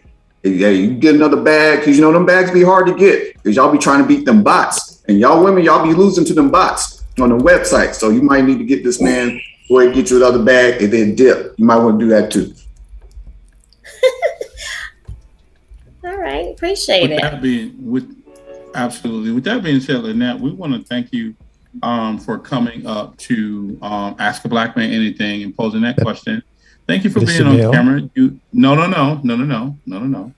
You said Lynette. This is not Chanel. This is Lynette. I'm April. No, April. I'm sorry. We done went see, from, look at you. This is April. Yeah, see? Look at you. Boom. Thank you, April. April. So, April, here's what I want to ask you, Queen. Okay. Do you like to mud wrestle? Oh, they about to have a voice off. They have the voice off up here, boy. Hold on, April. That was not and proper. What city are you in? What city are you in? I'm in California. I'm in Cali. Oh, okay. Well, you can do West Coast mud wrestling then. So April, may I ask you a question, April? Yes. April, do you like to mud wrestle? I'll try it. Are you ready to mud wrestle? Oh, are you ready? Oh, are you ready? Hold on. Are you I never had somebody call my bluff. Oh my God. You've been to the gym, brother. Okay. Hey, Les. I don't know what to say there. Carry on, Chris. Say less. Thank you. So thank you for joining. Make sure you are currently subscribing to our YouTube podcast. And guess what? Share it with your friends, right? Because you want your friends to see that you were on YouTube. Say, Mama, I made it. If you're currently in the YouTube chat, make sure you are liking the broadcast. We appreciate it that you do. We love you for all of the comments that you're making, and we see them. Also, share it onto your social media pages. And if you're currently on Clubhouse, thank you for joining us on Clubhouse. We are live on YouTube. Go to youtube.com/askablackmananything. And again, April, we thank you for being here, even though it is August. With that being said, Chanel, welcome. April is my birth month. Black Man Anything. So that again? Mud wrestle then. We're moving on. He said April is his birth month. So Chanel, welcome to Ask a Black Man Anything. We appreciate you for coming up. Welcome back. You don't look like you've been on a date tonight, so can you hear us? Wait, why doesn't she look like she's been on a date tonight? She can absolutely go on a date with me with that T-shirt and those glasses and that smile. Absolutely. She got to turn her mic on. Chanel, hit the mute button, your mic is off. You got to come off mute. She got the quarantine and chill shirt on, man. Yeah, that's a date. That's considered a date nowadays. Exactly. Chanel, we cannot hear you, Queen.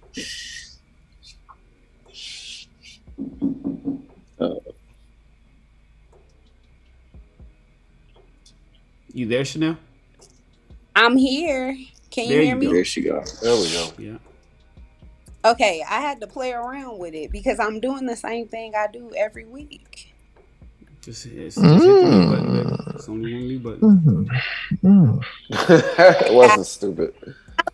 I've been with you all since May, enjoying the conversation tonight. Aisha, Coco, mute your mic, Coco. Coco, mute your mic, baby. Thank you, baby. Go ahead, Chanel. Hey everyone, my question for you all is, how did you all actually form this platform? Like, how did you all get together? Because I know everybody is in different states. How did you all come together? Chris? So once upon a time, there was this, there were these planets, right? And they all collided, right? And then there was this explosion, right? And it just started raining black men. And and each one of these pieces of the residue from the intergalactic decimation dropped. There was particles that were dropped in Bakersfield and in Houston, Texas, and in Atlanta, Georgia, and in New York, and in Baltimore, and then a big chunk of it, like a real tall chunk of it, All right, fell so when are we in gonna Phoenix, step? Arizona. When are we gonna step in and stop West? Now, I was going to let him tell his story about the Infinity Stones and Dragon Balls and all that. I was just going to let him get his shit off. Let him get it off. Hilarious. Here's a little story all about how Ask a Black Man Anything started up till now. I'd like to take a minute, just stay right there, finish it off. Yeah, who gonna stop calling? Nah, I guess I'll give it a go. Really, what happened was Clubhouse. We all kind of met organically through Clubhouse. We ended up on the same stage, sharing the same stage with a gentleman that, supported us and we supported him. In doing so, we all had commentary that was liked. And from that is where Chris stepped in and decided to say, you know what, hey, let's keep this going. Let's continue this. I don't know who all has met each other. I know I've met Chris. I got a picture of me looking really handsome and him looking Chris. Oh shit! Oh shit! So he only said that because he didn't realize I was back. He didn't realize I was back. Nah, Chris. Keep popping yours. I'm gonna post that picture. No. You know what? That's a good thing though. You know what, Chris? Some men are not photogenic. Some men are. Like, I'm not photogenic at all. Like, I look amazing in person, right? But some men are just not photogenic. So I don't think it was a diss. Oh yeah, y'all gotta come to Houston to really Rob, look at all of us. Cause yeah, you gotta come to Houston. I'm like a star when I show up, right, Chris? Like, it's like, yeah, this dude got an aura. Rob is like a regular dude. Like how Rob is on Ask a Black Man, he's like that in real life. Like, he's just laid back, real chill. You can tell he Cali. Jamal, was being flued out, so we don't know what he like. Chris, go ahead. Give her the backstory on the. Yeah, Chris got the full story. Godly. Okay, so Ask a Black Man started under another brand, which was alluded to earlier, which I don't have a problem saying it started under another brand. And probably like December, January. And I can recall for me, I came on in like January when it really was kind of picking up. We were all in a group chat, a group text thread. And so we were doing it, and then it was a breakup with that particular brand. And so if you're on Clubhouse in January, there were 2 Ask a Black Man Anything stages. One particular brand and another one. I'm not shouting out nobody's name because they ain't getting paid on our podcast. There was some other shenanigans that happened around Valentine's Day, which we just gonna kind of glaze over that. And there were some feelings that were hurt, and here we go, right? So the Ask a Black Man podcast on Clubhouse was dropped. And the gentlemen that you see on stage now were still together, and we had built this tight knit. Like, every week we were together. I mean, 2 and 3 times a week. Now, mind you, when it was not our brand, it was very unstructured, and it was whenever and random. However it would come. Yeah, it was very random. But when things started to fall apart, we still wanted to do Ask a Black Man Anything because we found that, number one, we were giving great feedback and people really enjoyed the banter between the fellas. Although I think the only 2 people back in March that knew each other were Shaheed and Steve. And in their introductions, they say one half of the Everybody's Right podcast. So they know each other. But we didn't know each other, but we had built this connection that we literally just wanted to stay together. And leading into March, Ask a Black Man went dark for the most part. And so I was talking to the gentleman with the other brand, And I was asking him if he was still going to do it, and he never responded. And it got to one point where I reached out to Shan and I said, hey, I'm not getting any response. And it was told to both of us, y'all go ahead and take it. So because it literally was just a name, it's literally words on a screen. That's really all the Ask a Black Man was. Words on Clubhouse. It wasn't a brand. There were no t-shirts, which I don't know if the fellas remember. I actually talked about t-shirts in January. I said, let's do t-shirts because people want to buy them. And I also talked about, thank you, Colin. And I also talked about giving like $500 away to a single mom back in January, because I felt like we were doing something so good that I wanted to continue to do good. And that's just for me. So what ended up happening is I don't want to say I took it over, but that's literally what happened. I started, and because the fellas were like, we need to have it structured. And I didn't like being on Clubhouse every day from 7 a.m. to 3 o'clock in the morning. I have a life. There are things that I want to do at 1 o'clock in the morning, like sleep and whatever else I want to do at 1 o'clock and mud wrestle. I want to get in the car and, whatever. But so the fellas and I got together and we were like, hey, what if we do it twice a week? And what if we just turn it into something? And at first it was just, let's keep it going. That's how it really started and how it kind of came together. Now that's mid-March, around March 15th, around Shahid's birthday. And that's how it really started to happen. So what really happened is, fast forward a couple of months later, Shan brought up that he was a producer and we should actually try to take it live, which is what we wanted to do ultimately, and bring it to the world, because Clubhouse was such a small stage. So we stayed together. We literally worked through the kinks of keeping this group together. And of the 13 guys that are normally with us, I think it was originally maybe 15 or 16 of us. Yeah, 13 of us are still here. And the only ones that are missing, they're just busy, right? So we've only technically lost 3 of our core group, which says a lot. And Chanel, I just want to say thank you, because that's an honest question. Like, I don't think many people know where we started from. It's not like we just popped up on YouTube and started doing this. We've been doing this for 8 months now, consecutively, 2 and 3 and 4 times a week sometimes. But now it's very structured. We have a brand, and we're still going to do the single mom giveaway. So we're going to give, money to a single mom, money to a single dad. And it's literally taken off. We're going to have a website. We're going to have t-shirts out. I think, if I'm correct, we actually also own the Ask a Black Woman brand. If I remember correctly, Ask a Black Woman Anything brand as well. So it's not just this, like, we're literally going to expand. And so that's how we started.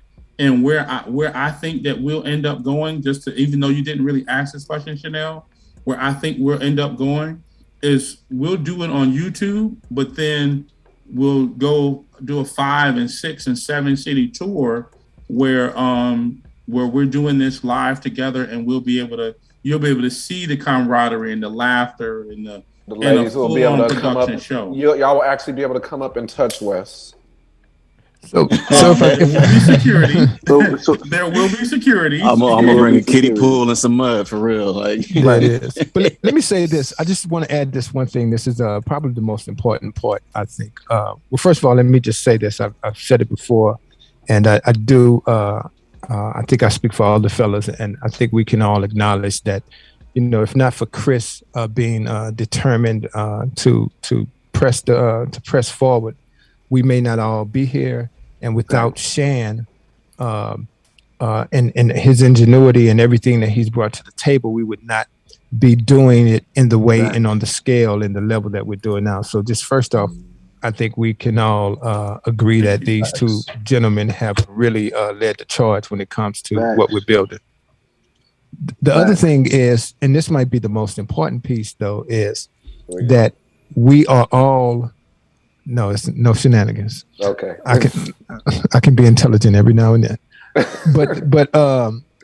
But all of these gentlemen, we have we come from diverse backgrounds, and we have a diversity of thoughts and opinions, but we're consistent with them, and we're all authentically ourselves.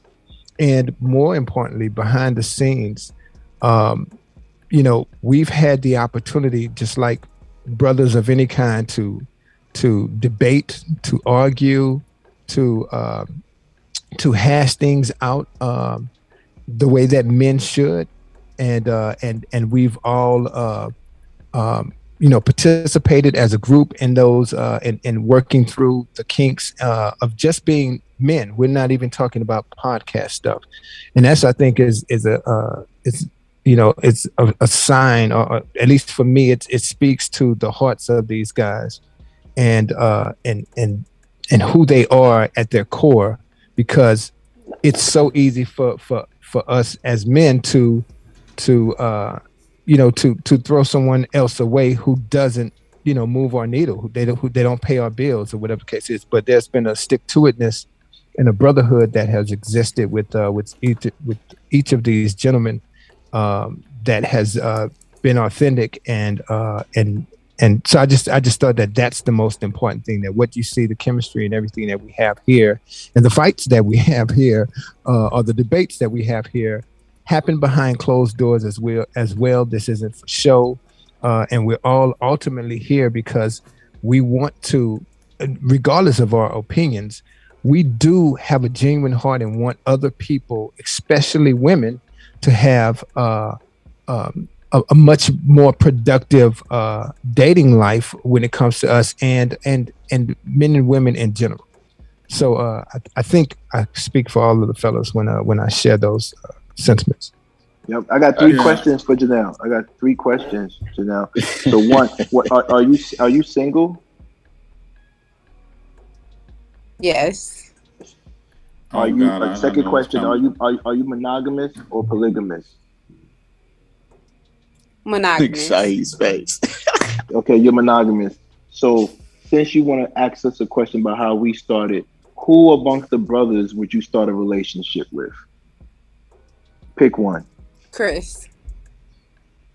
Chris? It's not Wes. The mud wrestling and why Chris? His intelligence, his ambition, his drive. He's about his business. I like a bit of an asshole. It's a turn on. I don't know. I just been watching him. Okay. Just been watching. Can I ask you another question? Have you and Chris ever been on a date before? No. She's a loyal one, man. She didn't snitch. I like that. That's hilarious. Chanel, I have a question for you too. Okay. We gave you the backstory. Now, what are you gonna do with this information? No, I get his point. I get his point right. Yo, Colin, I mess with you, man. I love you, man. Cheerleaders. You don't have to answer that. That was a joke. No, she needs to share, and subscribe. Definitely share. So here's the thing, to Wes's point, where Wes was like, we have had disagreements. Generally, when a group gets together, and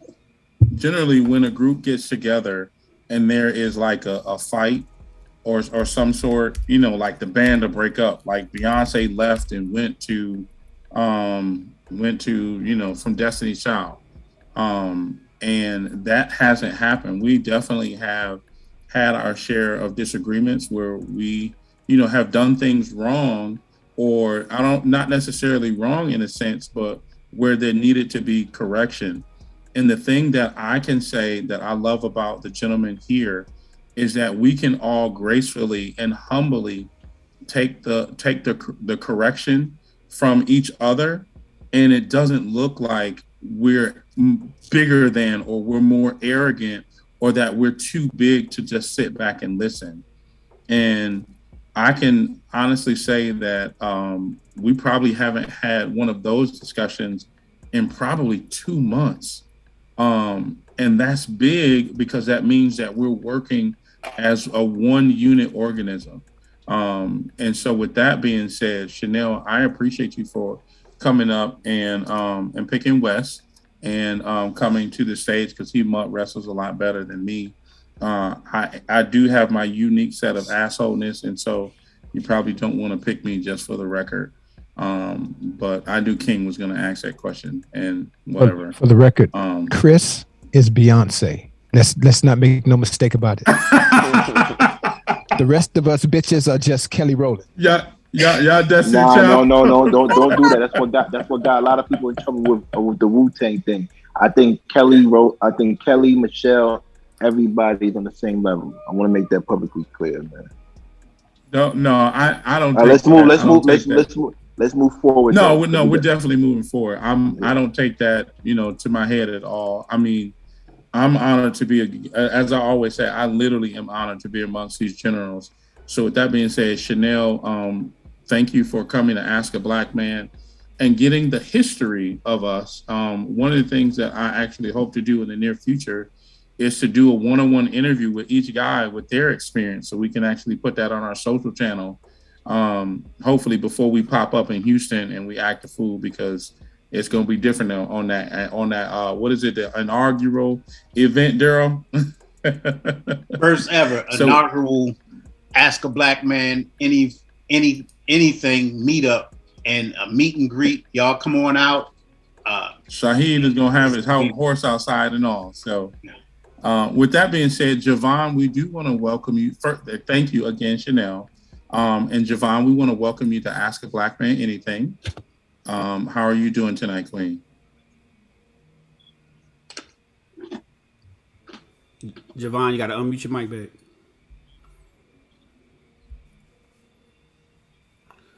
Javon, you awake? Unmute your mic. Give her time to clean that mud off, man. Come on. Give her some time. Sometimes you got to wipe that mud off. Javon, can you hear me? Okay. We'll come back in just a second to you, Javon. We want to welcome Coco. Did she say something, Shan? Javon, can you hear me? No. Coco. Nope. All right. With that being said, Coco, welcome back. One of our fan favorites. Welcome to Ask a Black Man Anything, Coco. I'm in love with Coco. I can hear you just fine. Chris, guess what? What's up? I'm not a troll. I have no idea what you're talking about. You sure you don't? I just came up to say hello. I was working. Oh, and I wanted. Huh? That shirt looks amazing. Oh, let me see your shirt. You can see my shirt. I can't stand Chris. It's just a little. I'm just lounging. It's just ain't a nothing little. Lounge. I didn't know. I was just trying to keep the neck up. Mm-hmm. Right. Oh, you trying to let us see your décolletage? No, Chris. It's you gonna make me go put on the shirt. We all self-conscious now. I just came to say hello. Every time I come up here, I get on the hot seat. I don't know how. I just, I'm just coming to say hello. I didn't want anything. I just wanted to say Some like it hot. So here's the question, Coco.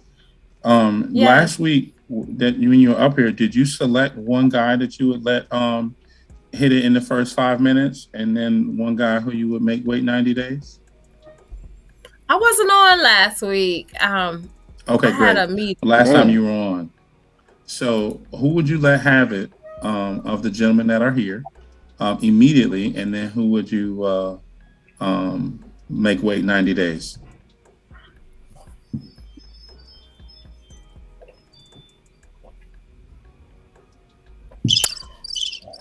If you stay 90 days for me, give me your social media so I can block you. I'm so pleading the fifth. I'm not answering this question. I'm so pleading Why the fifth. not? Can you block me like you did last girl? We can't make that our standard question, though. We can't do that. That's not kosher. Okay, well, Wes, go ahead with your standard question then. Coco. Yes, Wes. How do you feel about mud wrestling? You asked me that the last time I was up here. I told you it sounded exciting, but I've never mud wrestled. It is exciting. It is exciting. It's very exciting. Can you swim? She doesn't need to swim. I'll be your flotation device. Oh God.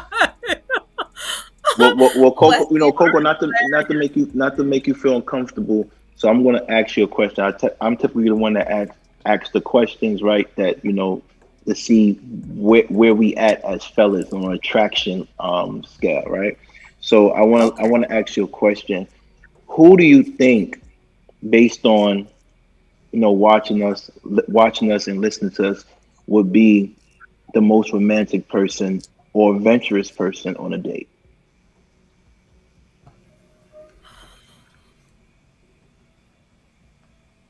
Coco? I would say Shan. Shan? Okay. Why do you look like what?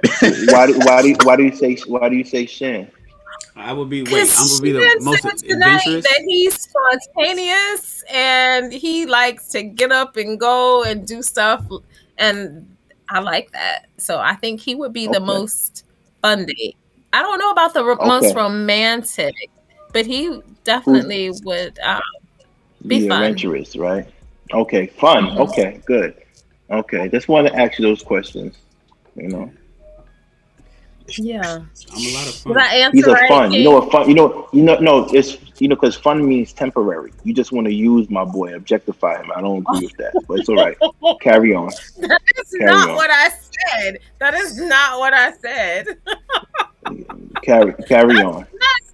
You objectified him. Fun. You call a man fun. Hey Coco, what's the I have a question for you. What's the proper term? I have one more question. One more question for you, Coco. Okay. Coco. Okay. When is the last time you've seen the doctor? The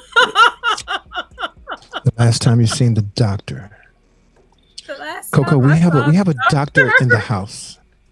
We have a doctor in the house, Coco. Dr. Jamal Dixon. Emphasis on the Dr. Dix, Jamal? son. Yeah, Dr. Jamal Dixon. Who is Dr. Jamal Dixon? Please introduce yourself, doctor. We not doing that. Y'all can go ahead and kill that. What are they trying to do? Are we doing it?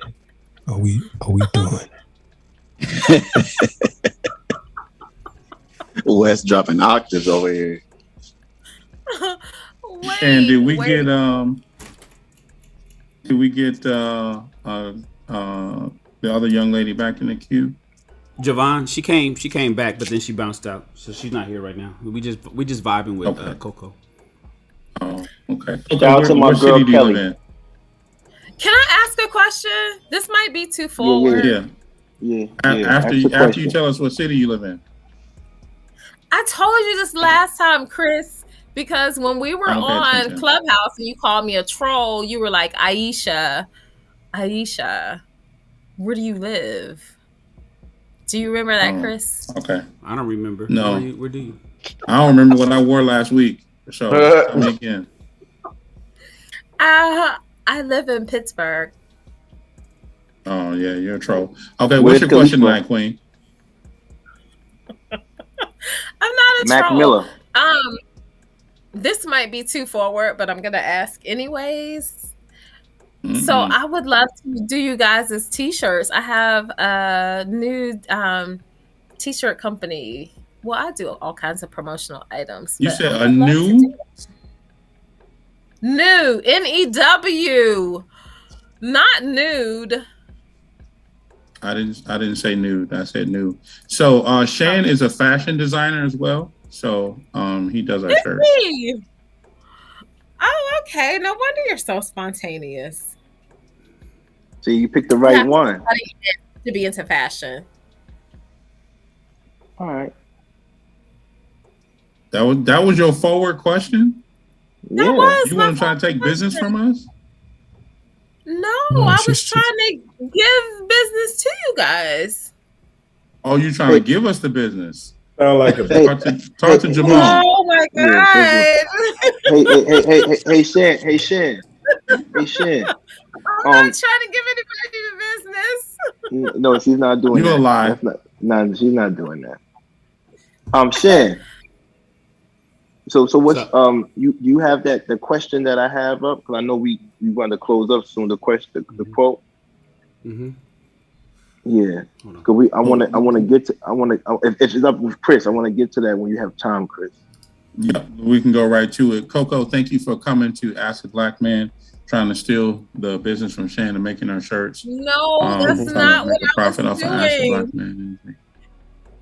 Bye, fellas. Yeah. No, Thank you, Coco. Coco, inbox me. We could talk offline about that, okay? Okay. Okay. Have a good night. We thank you for joining Ask a Black Man Anything. We appreciate you for being here. Shan, let's swing it over to King for the hot topic so we can close it out. All right, which one we gonna do? Some of the hot topics real quick, or we gonna do? Let's just do one, man, and sign out of here, man. Okay, I like that Kim Kardashian one though, but whatever comes up, pop up first. You the boss.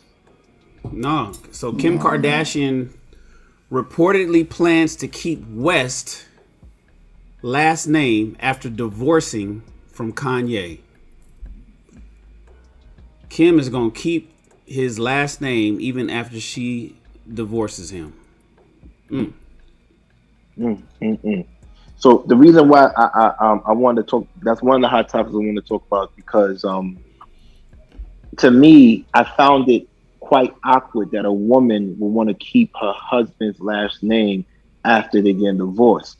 But I end up talking to a group of ladies today, and they told me that she did it because Kim Kardashian West, KKW, is actually the name of her beauty product line that produces over $200 million a year. So that generates most of her wealth. So that last name is actually tied into her business structure.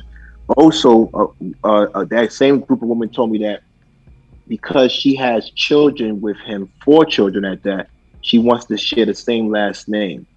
Initially, I thought when a woman keeps that last name, I think they can't get a better man, or they are very possessive. So I want to have a discussion. Would you let your wife keep your last name, like even though you're divorced? Do you see the significance in that? Because one of my favorite ladies is Nicole Murphy. Clearly, she kept her last name, but I think that kind of prevents her from marrying someone else who might be considered an alpha male and stuff like that. You know? Well, it doesn't prevent her from marrying, because if she decides to get married, then her name would be Nicole, whatever it is. So I definitely feel where you're coming from. My ex-wife has my last name. I think some women keep it because they become known by this last name, depending on the length and time of the marriage. And then other women keep it for spite. So I won't go on too much further about that, but it can be either or. And I think the women who have been in long marriages, perhaps they're known in the community, or they've built some things with their business, or they're just used to, being called by that last name after years. I think those are legitimate. And then, everything else is up for discussion. But be clear, you don't have a choice in it. She can choose. She can keep that last name or not. The man never has a choice in that. Well, how would if you had a current wife, how would your current wife feel about that, right? Well, if she shouldn't feel any kind of way about it. I mean, just like if if you get married and you've had kids with another wife and maybe you have kids with a new one, that they're not related. There's nothing to that. I think I understand what your concern would be, because you're really big on legacy, and name has a lot to do with legacy in some spaces. Is that correct, King? Right. So with me, I just I seen people do it. But if you want to keep it in the world of celebrity, Kamora Lee did it, but never prevented her from having other kids and other husbands. But what I noticed that Kim was married before. She never kept that guy's last name. Right. And so I'm always thinking that if you keep that guy's last name, that guy was significant, or the best guy you got, or that guy was the time period when you establish yourself through him. Your identity is associated with that man. Your identity wouldn't exist without that man. I find it odd because Kim Kardashian and her family have their own identity. Right. They have their own money, right? So why would she keep his last name? That was definitely peculiar to me. Yeah, and that's the thing, and then I'll leave it to the other fellas. But everybody's got different reasons. Sometimes having that it depends on where you are in life, and not just where the woman is, but where the two of you are. There could be reason for instance, in some relationships, not to take the husband's last name. Perhaps if that person is building a brand or has begun building a brand. So it's just, I think it's all over the place. It just depends on the people and what that last name means to them. But fellas, dive in, please. No, man, that's not why. Yeah, for me, it makes sense on the business aspect, like for the cosmetic line KKW, but that ain't got shit to do with it. Outside of that, I don't really see a name as a name. You know what I mean? If she want to go change her last name to West or keep it on, she can do it, and there's nothing he could do about it. She could change her name to Kanye West if she wanted to, and there's nothing he could really do about it. So I don't really have. I don't see I could argue. I mean, I think no one would argue that the Kardashian name is 10 times bigger than West. So I don't think it's anything where like she's trying to leverage his name. Anything like that, because her name holds more weight in every industry aside from the music industry. I don't know. I don't really understand it. So yeah, but I get from that, Shaheed. I met women who were divorced and still kept the wedding ring on, and I asked them, why would you keep the wedding ring and the engagement ring on? And they would tell me, one, it's pretty. And then the other thing they would tell me is you just don't, it's a certain look or a certain energy you get when you have that ring on, when you don't have that ring on. So I think it's just a psychological thing. She wants to have a husband's name, just like a woman would like to carry a ring when she's not even married anymore, or she never got married, because of the way society looks at them. What do you think, guys? So look, the reason why women. So first of all, when going through a divorce, it's nothing but a tick box. You just check. It's just a check box on the paperwork. One check box. Do you take your last name? And when the judge signs off on everything, the women get their last name. It's not about business. That's an excuse that women have been making for years to make themselves feel better about keeping somebody's last name. It ain't got nothing to do with business. It doesn't. It ain't got shit to do with that. It has nothing really to do with the kids either. The reality is, marriage and weddings is mainly for women, and to be married and to be a wife is a badge of honor to women. It's a badge of honor in the women's community. It's a badge of honor to other women. What do you see? What have we seen time and time again? I's married now, They even today, social media. If a man was to propose to a woman, the next picture you'll see is a picture of her wedding band on there, showing everybody how many carats she has. It is a psychological, egotistical boost that allows women to make themselves feel better, because that means that they made it. They've accomplished. They got married. Little girls have been wanting to be married since they didn't even understand what marriage is all about. Since little babies. I'm talking 11, 10-year-olds can't wait to get married, and they don't even understand it. They don't even understand the institution of marriage. So the reality is, when a woman says, "Oh, I'm keeping it because of my business," no, that's not why. Because it's nothing. That has no bearing. The KKW brand has no bearing on Kim Kardashian West. That's not why. So the ladies that told you that, that's not the truth. The reality is, when a woman gets to a divorce, when it gets to the point of divorce, it's almost like saying, "Damn, I failed what I have always wanted to become. I couldn't keep, or for whatever reason, I wasn't able to maintain that level of matrimony, and I want to keep some semblance of it." Now, one of the other reasons why is because oftentimes that women keep it, they really kind of know that they won't get anything better. Think about Eddie Murphy. You mentioned Eddie Murphy and That's what I said. I don't think they get what's her anything name? better. I said that. Nicole Murphy. Who's Nicole gonna get with? Yeah, who is Nicole gonna tap that's gonna be more globally known and is gonna make her feel better than Eddie Murphy? It doesn't get any better than that, right? He said me. Michael Strahan. He on Good Morning America. But that's everybody not see him every morning. That's not the same. So at the end of the day, with this particular woman, she don't do nothing unless it's for profit. Period. She keeping the last name to stay relevant, and when he does something, she gonna say, "I was the first West." Well, that's what it's all egotistical. It's all egotistical. So she don't do anything unless it's for money. But then Ray J can say he was the first Kardashian. No, I'm just kidding. Yeah. So again, it's an identity crisis when it comes to this particular family group, how they do things. But the relevance that they have with Kanye, however great he's going to be, it'll always be that I was the first one to make. She didn't have kids for him. She had kids with him. People need to understand that. Those kids, really, they're going to get reared up as a Kardashian, but their last name will be West. Period. So she don't do nothing unless money is attached to it. And as long as he continues to blow up, if he gets married again, she'll always be able to say, "I'm the first Miss West." And that's how it's always going to go down. So Daryl, let's forget Kim, since she's an anomaly. Why would?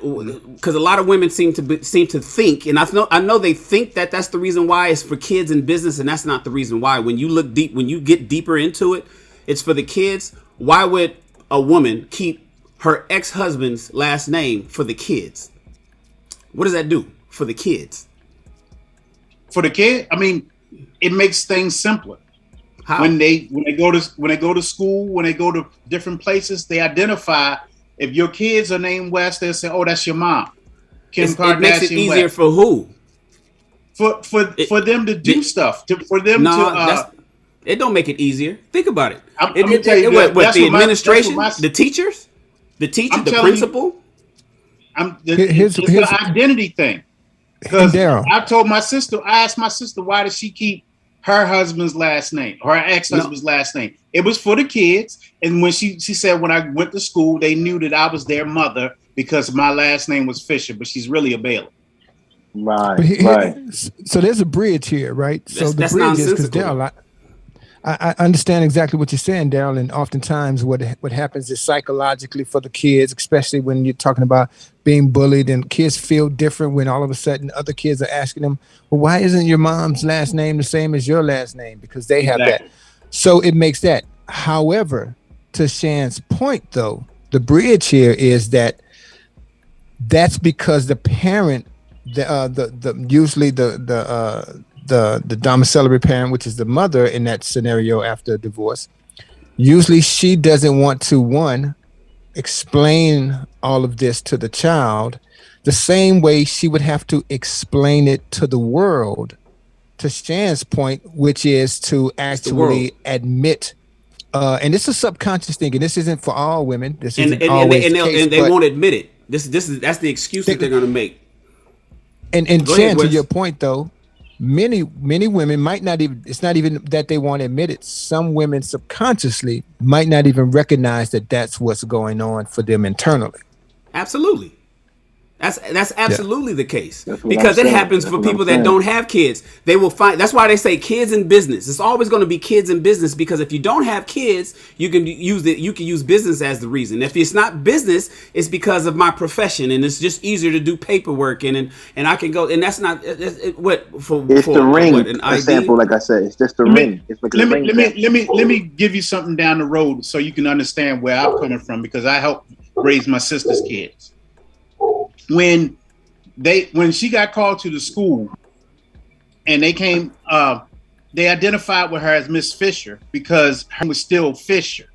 But I've seen it on the flip side when kids would get, they would go up to the school and the teachers was like, well, Miss such and such. No, I'm not Miss such and such. I left that name alone. It's a identity. It's an identifier to say, okay, as long as my kids still identify with that name, I'm identify with it until it's not relevant anymore. That's what I believe it's for. Listen, guys, we have 80% of the homes, and especially in Black America, are led by single mothers, right? So most homes don't even have the same most parents don't have the same last name. It's not about making sure the school can know who the hell the mama is. That's a bullshit excuse. It ain't so Miss Crabtree can make sure she calls mom when she calls mom once a month, if that, to discuss, little Timmy's bad behavior so she knows who she's talking to. That's not why. She can call her any name. It has nothing to do with that. That is the excuse that's made to say, oh, I just want to be able to say, so when I go up to the school that, the teacher, how often do you go up to the school? When do you do that? Most parents just go pick up their kids and go home. Pick up the kids and go home. But we create this, or women create this excuse to say, well, this is the reason why I'm keeping the last name, and because I'm making it easier for the children. So on something that's so far and few between, it's nonsensical. The actual reason is, and like Wes said, when you get down to the psychology of it, when you get past the embarrassment, you get past the ego, when you get past the part that has to say, damn, you got a kid, but your kid don't have the same last name as you, so that must mean that you ain't married. So then you having kids out of wedlock, or you divorced, or you're a failure in some sort. When you have the same last name, or you keep that when it comes to the kids, or you keep that when it comes to your profession, you're able to have to not explain to the world that you don't have to explain to anybody that you fucking got a divorce, that part failed in your life, and it didn't last, because marriage is supposed to last until death do you part. And now that death, you both are still alive, but y'all are apart now. You got to explain to everybody why you're not married or why you're not together. And a lot of people don't want to explain that. Men don't have to, because their last name didn't change. But women have to explain that, and they don't want to go through all of that kind of shit. So instead of them saying, well, yeah, I don't want to be embarrassed because my kid's last name is Jackson and my last name is Phillips. And so people are automatically instantly, within a millisecond, is going to have a judgmental outlook on that individual woman, because it's like, damn, your kid's name is Jackson and your last name is Phillips. Okay, single mom. Okay, or divorcee, but most likely single mom. Okay, so you haven't babies, so the daddy gone. That's what, and women don't want that kind of bad. They don't want to wear that shirt. So then they say, okay, you know what? I'm gonna keep this last name. So my last name is still Jackson, and my kid's last name is still Jackson, and nobody's gonna they're gonna look at me like I'm in a happily married relationship and everything is normal over here, when that's not the case. And I know women don't want to hear that. I know they probably believe that it's for the business, but I'm in business. They want to believe it's for the children. I'm twice divorced. I got 2 kids with my wife's last name isn't theirs. I already know how this works, and then I know how people think, and I know how they are, and that's the reason why. It has nothing to do with business. So Shan, I was right about the whole. It's kind of like yeah, you was right. ring You was right originally. You was right. The women that Yeah, told you, and listen, King, all the women that you talk to about this is going to tell you it's for some other arbitrary reason. Oh, it's for the kids, or it's for the business, or it's because I got my doctorate. That I don't want to change my driver's license. I've heard all the excuses, bro. It ain't none of those. That's not why. It's because I can't think of any actual need to actually keep the last name. Like Shan, my kids all go to school. The mother has her original last name. If we both have to show up, they call her by her miss last name, and they call me Mr. Longmire. If there's ever a need for her to explain herself, then she can explain it. Whether and she they wants do to or that. not, or it's They not do even- that. Robert, they do that more than they do. There's more single moms at the school than there is married moms at the school. Yeah. So the I teachers, really can't think of any my father reason. has been with LA Unified School District for 42 years. He's been mixed. He knows people's names more when they're mixed up than they are when they're together. But that's what people create. And if you do the numbers and actually look and do the math and look at the stats, it doesn't add up to that. The only thing that maybe is if you just started a brand and that brand is not yet familiar with you. But in Kim Kardashian's, it don't matter what her brand is called, it's still tied to her. So I can't think of really real reason. Where I can't really, I don't get it here. I don't know why she's keeping her last name. Let me start there. But the reality is everything that we saying, it doesn't apply to Kim Kardashian. Because it's just like, for one, she, no matter what she don't want to explain, this has been ongoing for the past couple of years. We all know about it. A simple Google search will tell us the whole story. So even if she keep the last name, we know all the information of what happened, how it happened, when it happened, right? And her name carries more weight than the West name in itself. So it's not like she's using this to gain some type of traction for it. Kardashian name is way bigger than the West name. You know what I mean? So that's why, I get it if it was just a normal average woman, but she don't need that crutch from the West name.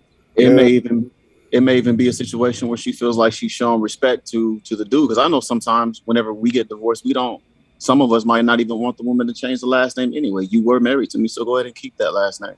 And it may be some situation where she feels like maybe I'm showing Kanye some sort of respect, whatever. But even still, that's not, to me, it's not valid.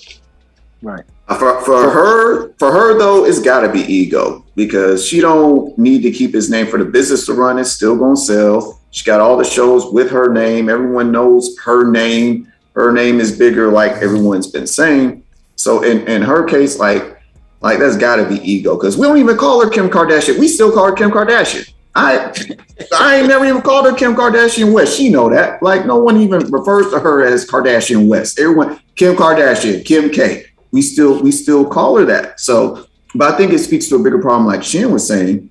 Like, a lot of times in divorce, there's ego there. There's still having to face that fact of, this is someone I loved and this didn't work. For whatever reason, it didn't work out. And now I have to adjust back to singlehood, and I got to make that transition. Right. So I think, both ways, like it happens for men too. And we don't really talk about that. We always talk about, how it affects women, but outside that one episode, we haven't really talked about the transition men have to make, going into divorce and all that, because men don't change their last name, and it's assumed, they just gonna go out there and start sleeping with everybody, right? And it just kind of gets swept under the rug. We don't care what happens to men after it's over. So I think this kind of plays into that, because everyone is focused on the woman after the marriage ends. Like, right. How do you feel? What happened? Or why is your name not the same? Why are your kids' names? It's so much attention and everything, whether it's good or bad,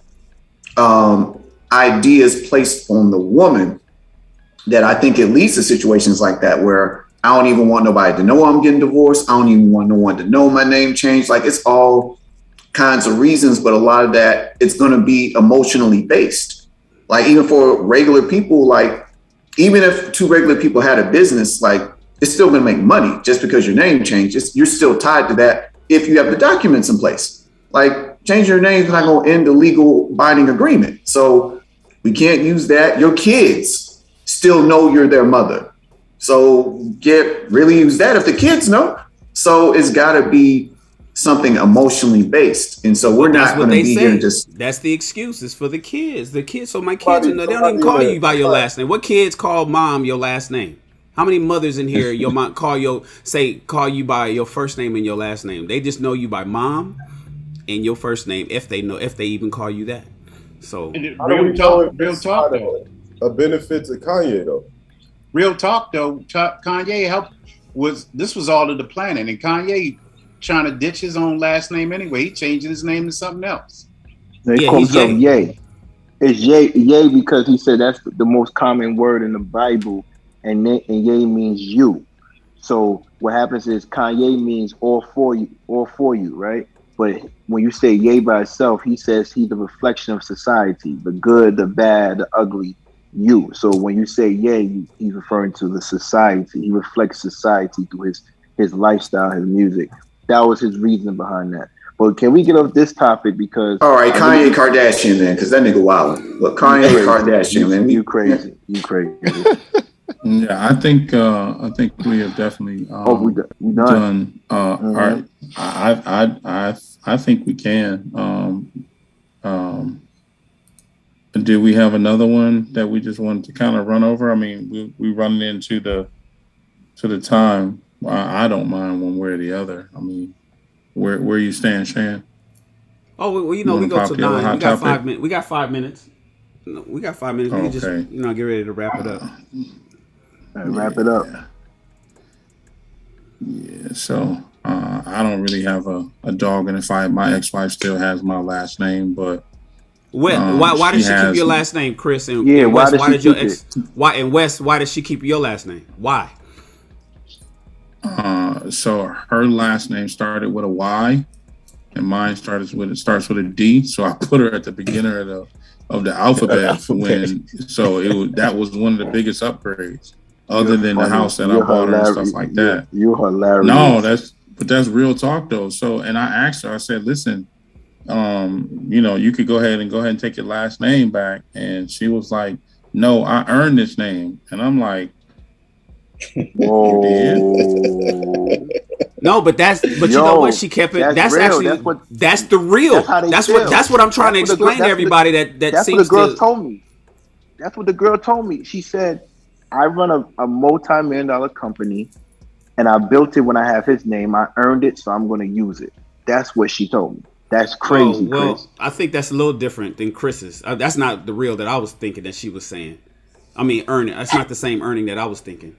Chris, what was the context of her saying she earned it? Because she made it to marriage, or because she built a business around it?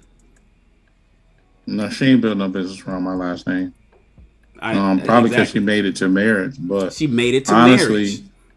I don't. So if you ask me, did you really earn it? Like, did you put in the work to make a marriage last? But that's just me in my ego when I said it. So, I can honestly say that my ego was like, man, I don't want her to have my last name.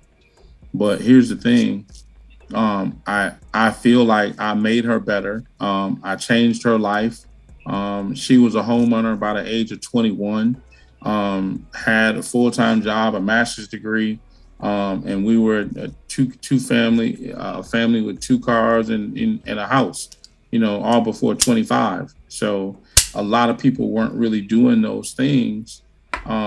Most people were getting married and they didn't have their kids, didn't have a house until 30. And, she's just cracking 21, 22 and already in a home. So I think, I definitely, did some good things. I mean, I did some bad too, obviously, because I'm divorced. But maybe she did earn it, and I'm okay with her saying that. So at first I wasn't because of ego, but Chris, I don't know that it's necessarily ego. I don't know that it's necessarily ego. I'm telling because you, a lot of times, I'm telling you, back then it was ego. I didn't want her to have my last name because of my ego. Now I don't care. Well, yeah. Well, you moved on, but I think when you say, but even still, to a degree, you kind of care, because when you explain it like that and you lay it out and you talk about how you've elevated her, you basically upgraded her from wherever she was, and you accelerated her lifestyle faster than the average young people that get, faster than the average person, right? When you look at that and you get a divorce, you say, well, I did all of this and I want to take that back. But when she says, no, I've earned this, you have to say, my question is, well, where is that coming from? You earned it by what capacity? By being able to by landing Chris. Well, no, the answer is because she landed Chris. She was able to get you. And by getting you and you guys getting together and you guys building what you built together, that's where she says the earning part. I applaud your wife for keeping it 100 and not using some crackpot excuse like for the kids or for the business or because I don't want to change my license or do paperwork. She just basically said, I got what I was looking for. And like I said earlier, most women, especially from childhood, getting married is a badge of honor. And maintaining the marriage is a continuous badge of honor. And so women judge each other. They won't say it. They probably won't admit it. I know because women don't like to admit things that make them look remotely bad. But they judge each other based on who. They judge each other based on who's married and who's not. Who's a baby mama and who's a wife. Who's a widow and who's a divorcee. They got levels to that women rank each other within that, and they know it, whether they say it verbally or whether it's subconscious or whether they're just sizing each other up at tea time, or if they go out with the brunch with their girls and they introducing each other, they size each other up like that, and they know they do, right? And for the ones that are instantly baby mamas or the ones that couldn't maintain a marriage, the ones that are not baby mamas or are still married are judging those women, and those women don't want to be judged by that. And one way that they can circumvent some of that judgment is by maintaining that last name that they really no longer, I mean, it's not by marriage anymore, but they just maintaining that last name. And then they get to now not explain why they are, why they have their maiden name once again. So it happens all the time, man. So how you feel, Shannon? Somebody said that's another reason why a lot of women still wear their wedding rings. They still wear their wedding rings. Like, why do you still wear your wedding ring? And you're not with that man anymore. And they're saying, oh, because it's pretty. Well, you could put that pretty ring on you got 9 other fingers. But somehow that pretty, if it's because it's pretty, if it's a nice wedding ring and it's beautiful diamonds and all of that, why must it be on that finger? That's so that's the question that a lot of people don't want to ask or don't even think to ask. It's like, okay, so wear the ring, but why on that particular finger? Oh, because it still gives you the badge of honor, so you don't have to explain things. Because you attained marriage, you just didn't keep it, but you attained it, and as far as you're concerned, you earned it. So. Shan, it's crazy because a long time ago I went on a date with a woman, and she told me she was divorced, and when I met her at the lounge, she had a ring on. I said, why do you have your ring on? It makes me feel uncomfortable. You have your ring on. Like, what's going on? You still love him? And she was like, no, it's pretty, and it keeps away certain things. So what happened? I said, next time, let me know when you wear your wedding ring so I can bring my fake wedding ring so we can look like we're married. Because you have it on, I don't have it on, so I look like your boy toy. That's what I look like, right? So it looks crazy. But Shan, how do you feel about women that don't take their man's name in marriage? Oh, I'm not. I don't. That goes to all the fellas. I'm old school traditional. So I'm with the patriarchy. I'm with the last name. I'm with the head of household. I'm with the leadership within my domain, in my castle, and in my enterprise. So I don't like it when a woman does not take a man's last name if they're getting married, for whether it's even for duty and business or whether it's strictly for love. So I don't like that. I want a woman to take my last name. I got a question for you, and Shan, because I've had that thought too. When we both in the LA area, and say we date people that are in the industry or whatever, say they built their name already with their current name, you expect them to still change their name, or you expect it just to be like a hyphenated? So I speak in generalities because the world operates on generalities. Now, you want to talk about where we are here in Los Angeles, entertainers? No, because your name is a brand. So I don't want you to change. If you fall in love, like, so for instance, if a woman, like we got Coco, I think Coco's still in the green room. She's listening. So Coco if she builds a brand called Aisha Coco Incorporated, and it's a growing brand and it's really big and it's doing really well, and Coco falls in love with somebody. If Coco is making money based on her name, then I would question the guy that would want her to even change that. It's like, why would you want her to do that? You know what I'm saying? You messing up the bag. Winfrey. Exactly. Even though she never got married, but the point is, there's exceptions to the rule, but exceptions don't make the rule. So the exception to the rule is if your first and last name has built a brand in commerce where there's money being exchanged and there's recognition to the point where you may need to even trademark your name and you're growing it, where like Mary Kay, right? I wouldn't expect Mary Kay, if Kay was her last name, to suddenly become Mary Flemings and shit, and she done built this $1 million brand off of Mary Kay, and now she got to switch it up to Mary Flemings. And maybe she does do it on her driver license in private, but the brand is still called Mary Kay, and everybody calls her that. So Rihanna, I don't expect Rihanna to change. So when it comes to brand building in business and entertainment, then I'm fine with it. Keep it. That's like Beyonce, right? Ain't she Beyonce Knowles Carter, or does she even? What's her name? Is she still Beyonce Knowles, or is she Beyonce Carter? No, she's Knowles Carter. Yeah, she's Knowles Carter. Yeah, it wouldn't make any sense to have Beyonce change her name. And she got an entire beehive behind her. That doesn't make any sense. Now, those are exceptions.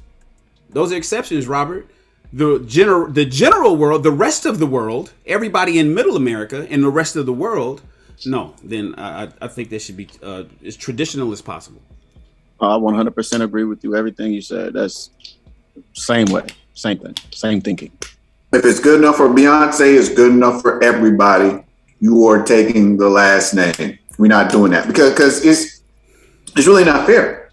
How do you get the privileges without doing the things required to have that privilege? So you want all the benefits of marriage, but you just don't want to take. You're going to let not taking a last name keep you from the rest of it. You want to pick and choose when traditionalism suits you. Nah, we're not going for that.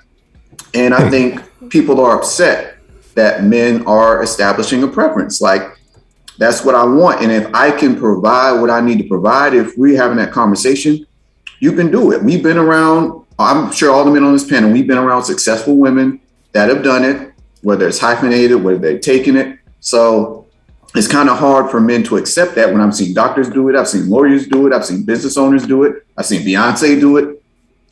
You can't do that. You can't just pick and choose. You know, like, we can't do that because now y'all just admitting that y'all want privilege. And you got to take genealogy. You got to take genealogy into consideration too. A lot of people who's in their feelings about that shit is not looking at historical genealogy, where that takes precedence to keep a legacy going. You know, so that's another thing.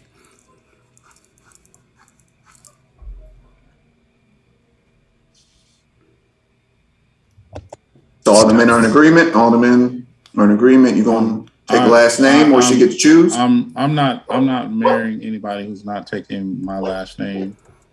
For me, it's DB. I sent you a text. For me, it's a spiritual thing. It is aligned with coming under covenant, and so. From what I've been taught is that when a woman is under her father's covering, she has his last name, and the purpose of the whole ceremony, where the woman is given to a man or by her father, the father is basically transferring his daughter to the man's covering. And so he is basically saying that I will either upgrade her lifestyle or maintain her lifestyle that you had her at.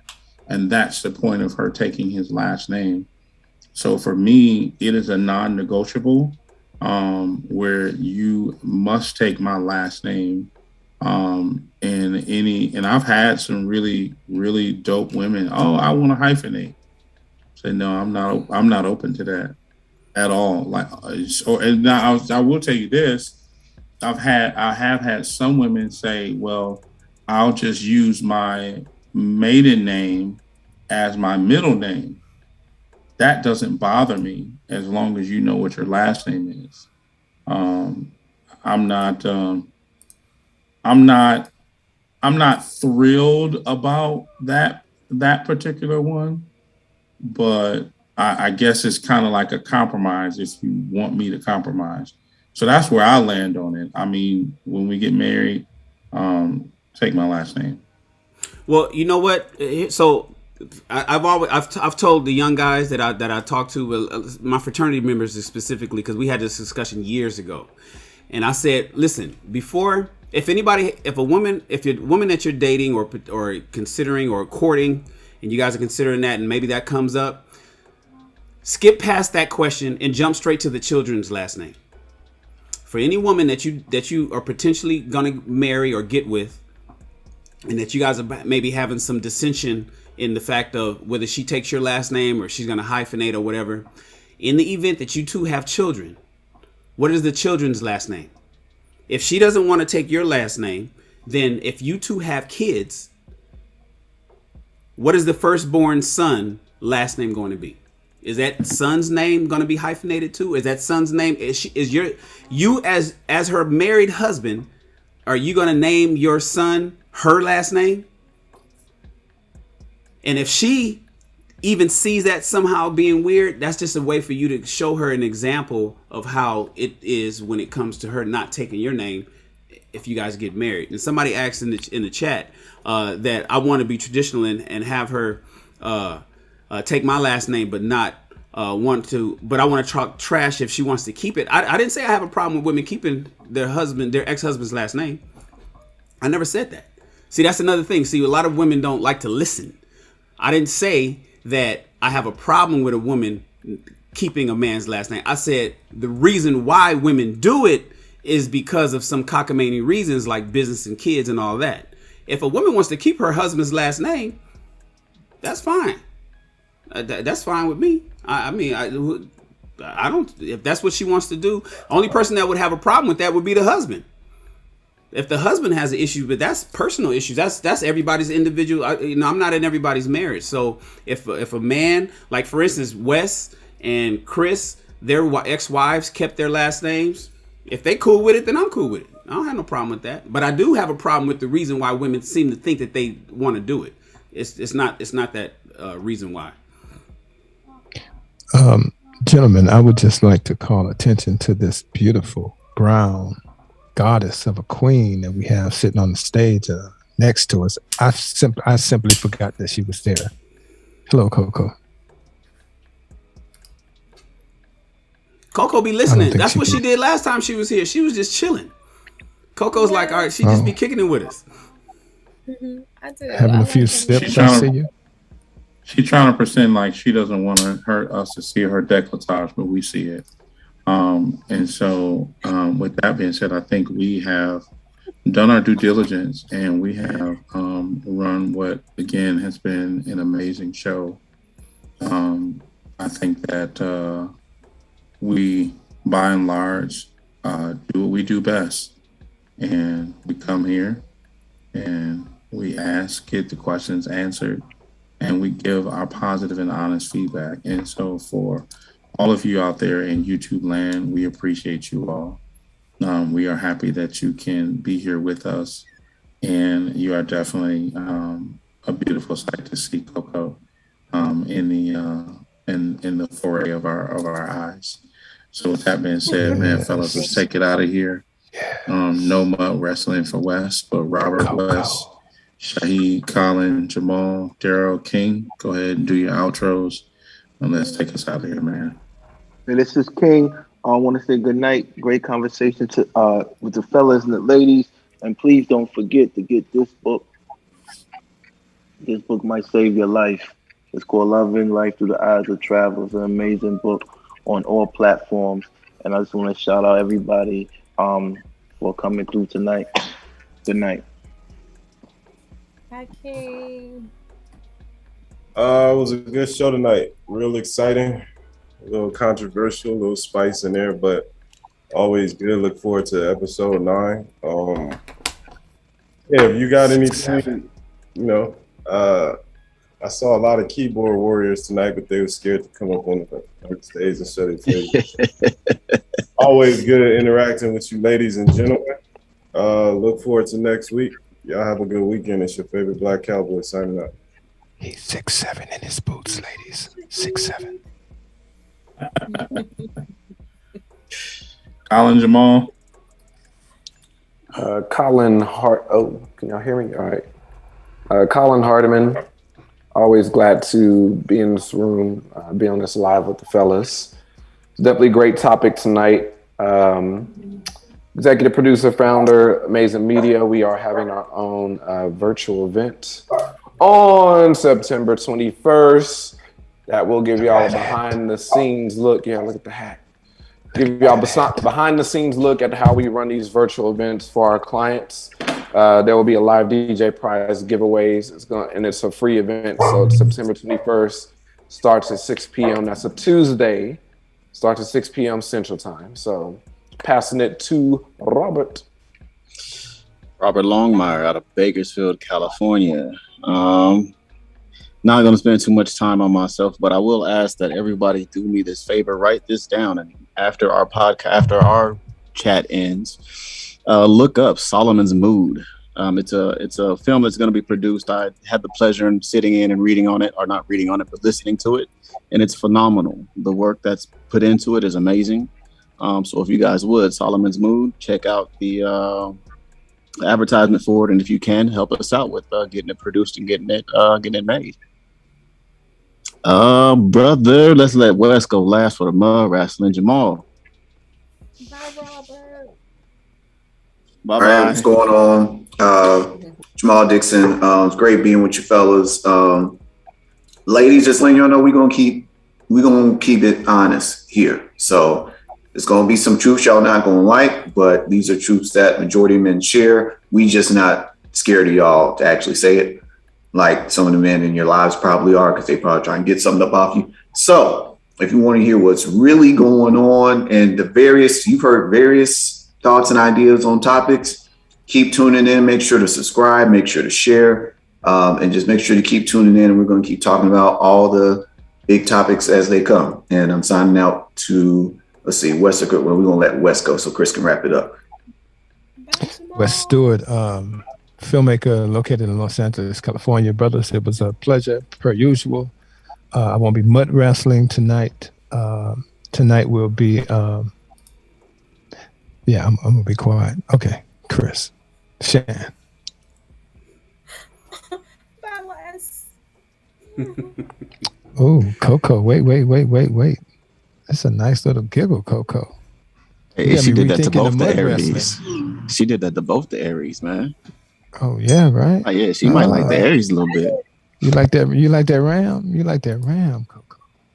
Coco like that ram. That's after hours. Go ahead, Shan. Thank y'all for tuning in. We appreciate you. We'll see you next week. Go to my personal podcast. I go live every day, and you'll hear a lot of my thoughts on how I think about the two ships, entrepreneurship and relationships. Appreciate you guys. Chris? Yo, hold on. Shan, no, some dope stuff you've been dropping, brother. I get a chance to catch it every now and then, either the replay or I catch some of the snippets here and there. No, great stuff, brother. Great stuff. Seriously, good job. Yeah, it's definitely it's definitely worth checking out to everyone. You want to fight with Shan? Go fight with him on his podcast. Just look up Shannon Rawls on YouTube, and you'll find everything Shannon Rawls. And Wes, you gotta dare them. We dare y'all to go watch it. I dare you to go get in Go If mud they don't wrestle with even Shan. come live here, you know, because I'll be wanting to smoke, because me, y'all know how I am, like, so, but they we they know won't Darth even Vader. come, they won't even come up live over here with us, where we kind of say where it's safe. It's not safe in my podcast, so they don't want to. It's not safe. It's not safe. It ain't safe. But appreciate it, Chris. It's on you, big dog. What up? Chris Davis in Atlanta, Georgia, from Buffalo, New York, greatest city in the state of New York. Y'all know what it is. We are on the ship of Ask a Black Man Anything, and you have taken a ride with us. So join the wave, tell your friend, tell a friend, and we're going to be friends. Man, it's been another amazing night. Number 8 is the number of new beginnings. And I don't know what you're giggling about, Coco, but whatever it is, I think I want a piece of that. So we want to all giggle too. Shit. Anyways. Chris is going to sleep so good tonight. Chris, you got that little voice. Let's have a he got brother. That good old nighttime voice. Oh damn. Long Maya came long with Chris. I'm about to go lay down so I can really put it on. Oh, that's stupid. I actually don't even realize it when it kicks in. I think it just might be fatigue. I'll give you guys Jerron's line. Make sure you do something good for yourself. Self-love is the best love. In honor of Jerron not being here tonight. And if you ain't, make sure you took care of yourself. Make sure you do something good for yourself. So take care of yourself. We thank you all for coming tonight, for being a part of our Ask a Black Man podcast. And again, make sure you share it on your social media, because your friends need to be here too. Y'all know that's how we grow. Peace. We out. Good night, everybody. Thank y'all for Good night. Gotta get lower than the rest fans of are us. still watching. Night, everybody. Wes, you ain't gonna beat me. I got that real deep barrier. Good night, everybody. Good night, everybody. Jamal, where you fly to, bro? Tonight's show. Man, I got a trip out in Mexico, man, on Saturday. You know what I'm saying? No, so I'm saying Sunday. Where you go? Oh, I went to Houston. I had to do that. Oh, H-Town. You was down here, Jamal. Didn't tell me. It was a quick trip, man. I had to go. Had to do that. Jamal trying to make nobody flew all the way out to I got another question. Jamal, how you a doctor and you never at work, bro? I'm gonna tell you. This is a secret that they don't tell y'all. I work locums, so it's kind of like the same thing as travel nursing. So we could determine our schedules, and we're not locked into a longer contract. So with this one, because I had enough time off and it was in the contract, I just took rest of that time off and put in for it. So I'm still getting paid while being off. Jamal, so don't say them, it, man. Them travel nursing. It is what they need to know that because a lot of people don't know, like, you don't have to be locked into a traditional sense of living, because a regular doctor's like schedule makes you miserable. I did that my first years out. I was miserable. Never again.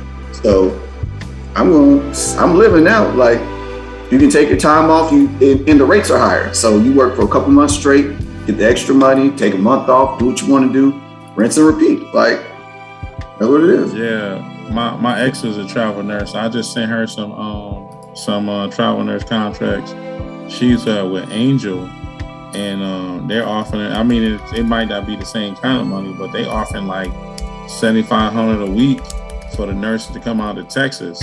Yeah, they're getting money, man. That's why. But I'm saying, so a lot of nurses are going to that now instead of being contracted, because they get paid a higher rate. They can make $7,500 to 10 bands a week for about a couple weeks out. Question for Shahid, though. I got an important question for Shahid. Shahid, the ladies want to know when was the last time you went riding? The ladies want to know. Inquiring minds want to know. They're talking about a horse or a woman? Hey. So ain't they're not the same then? Okay, cool. Go ahead. You do it simultaneously if you're spontaneous, but wow. I went riding last Jamal, somebody asked in the chat, are you a Muslim? No. Yeah, that's that. Shan, how much time we got?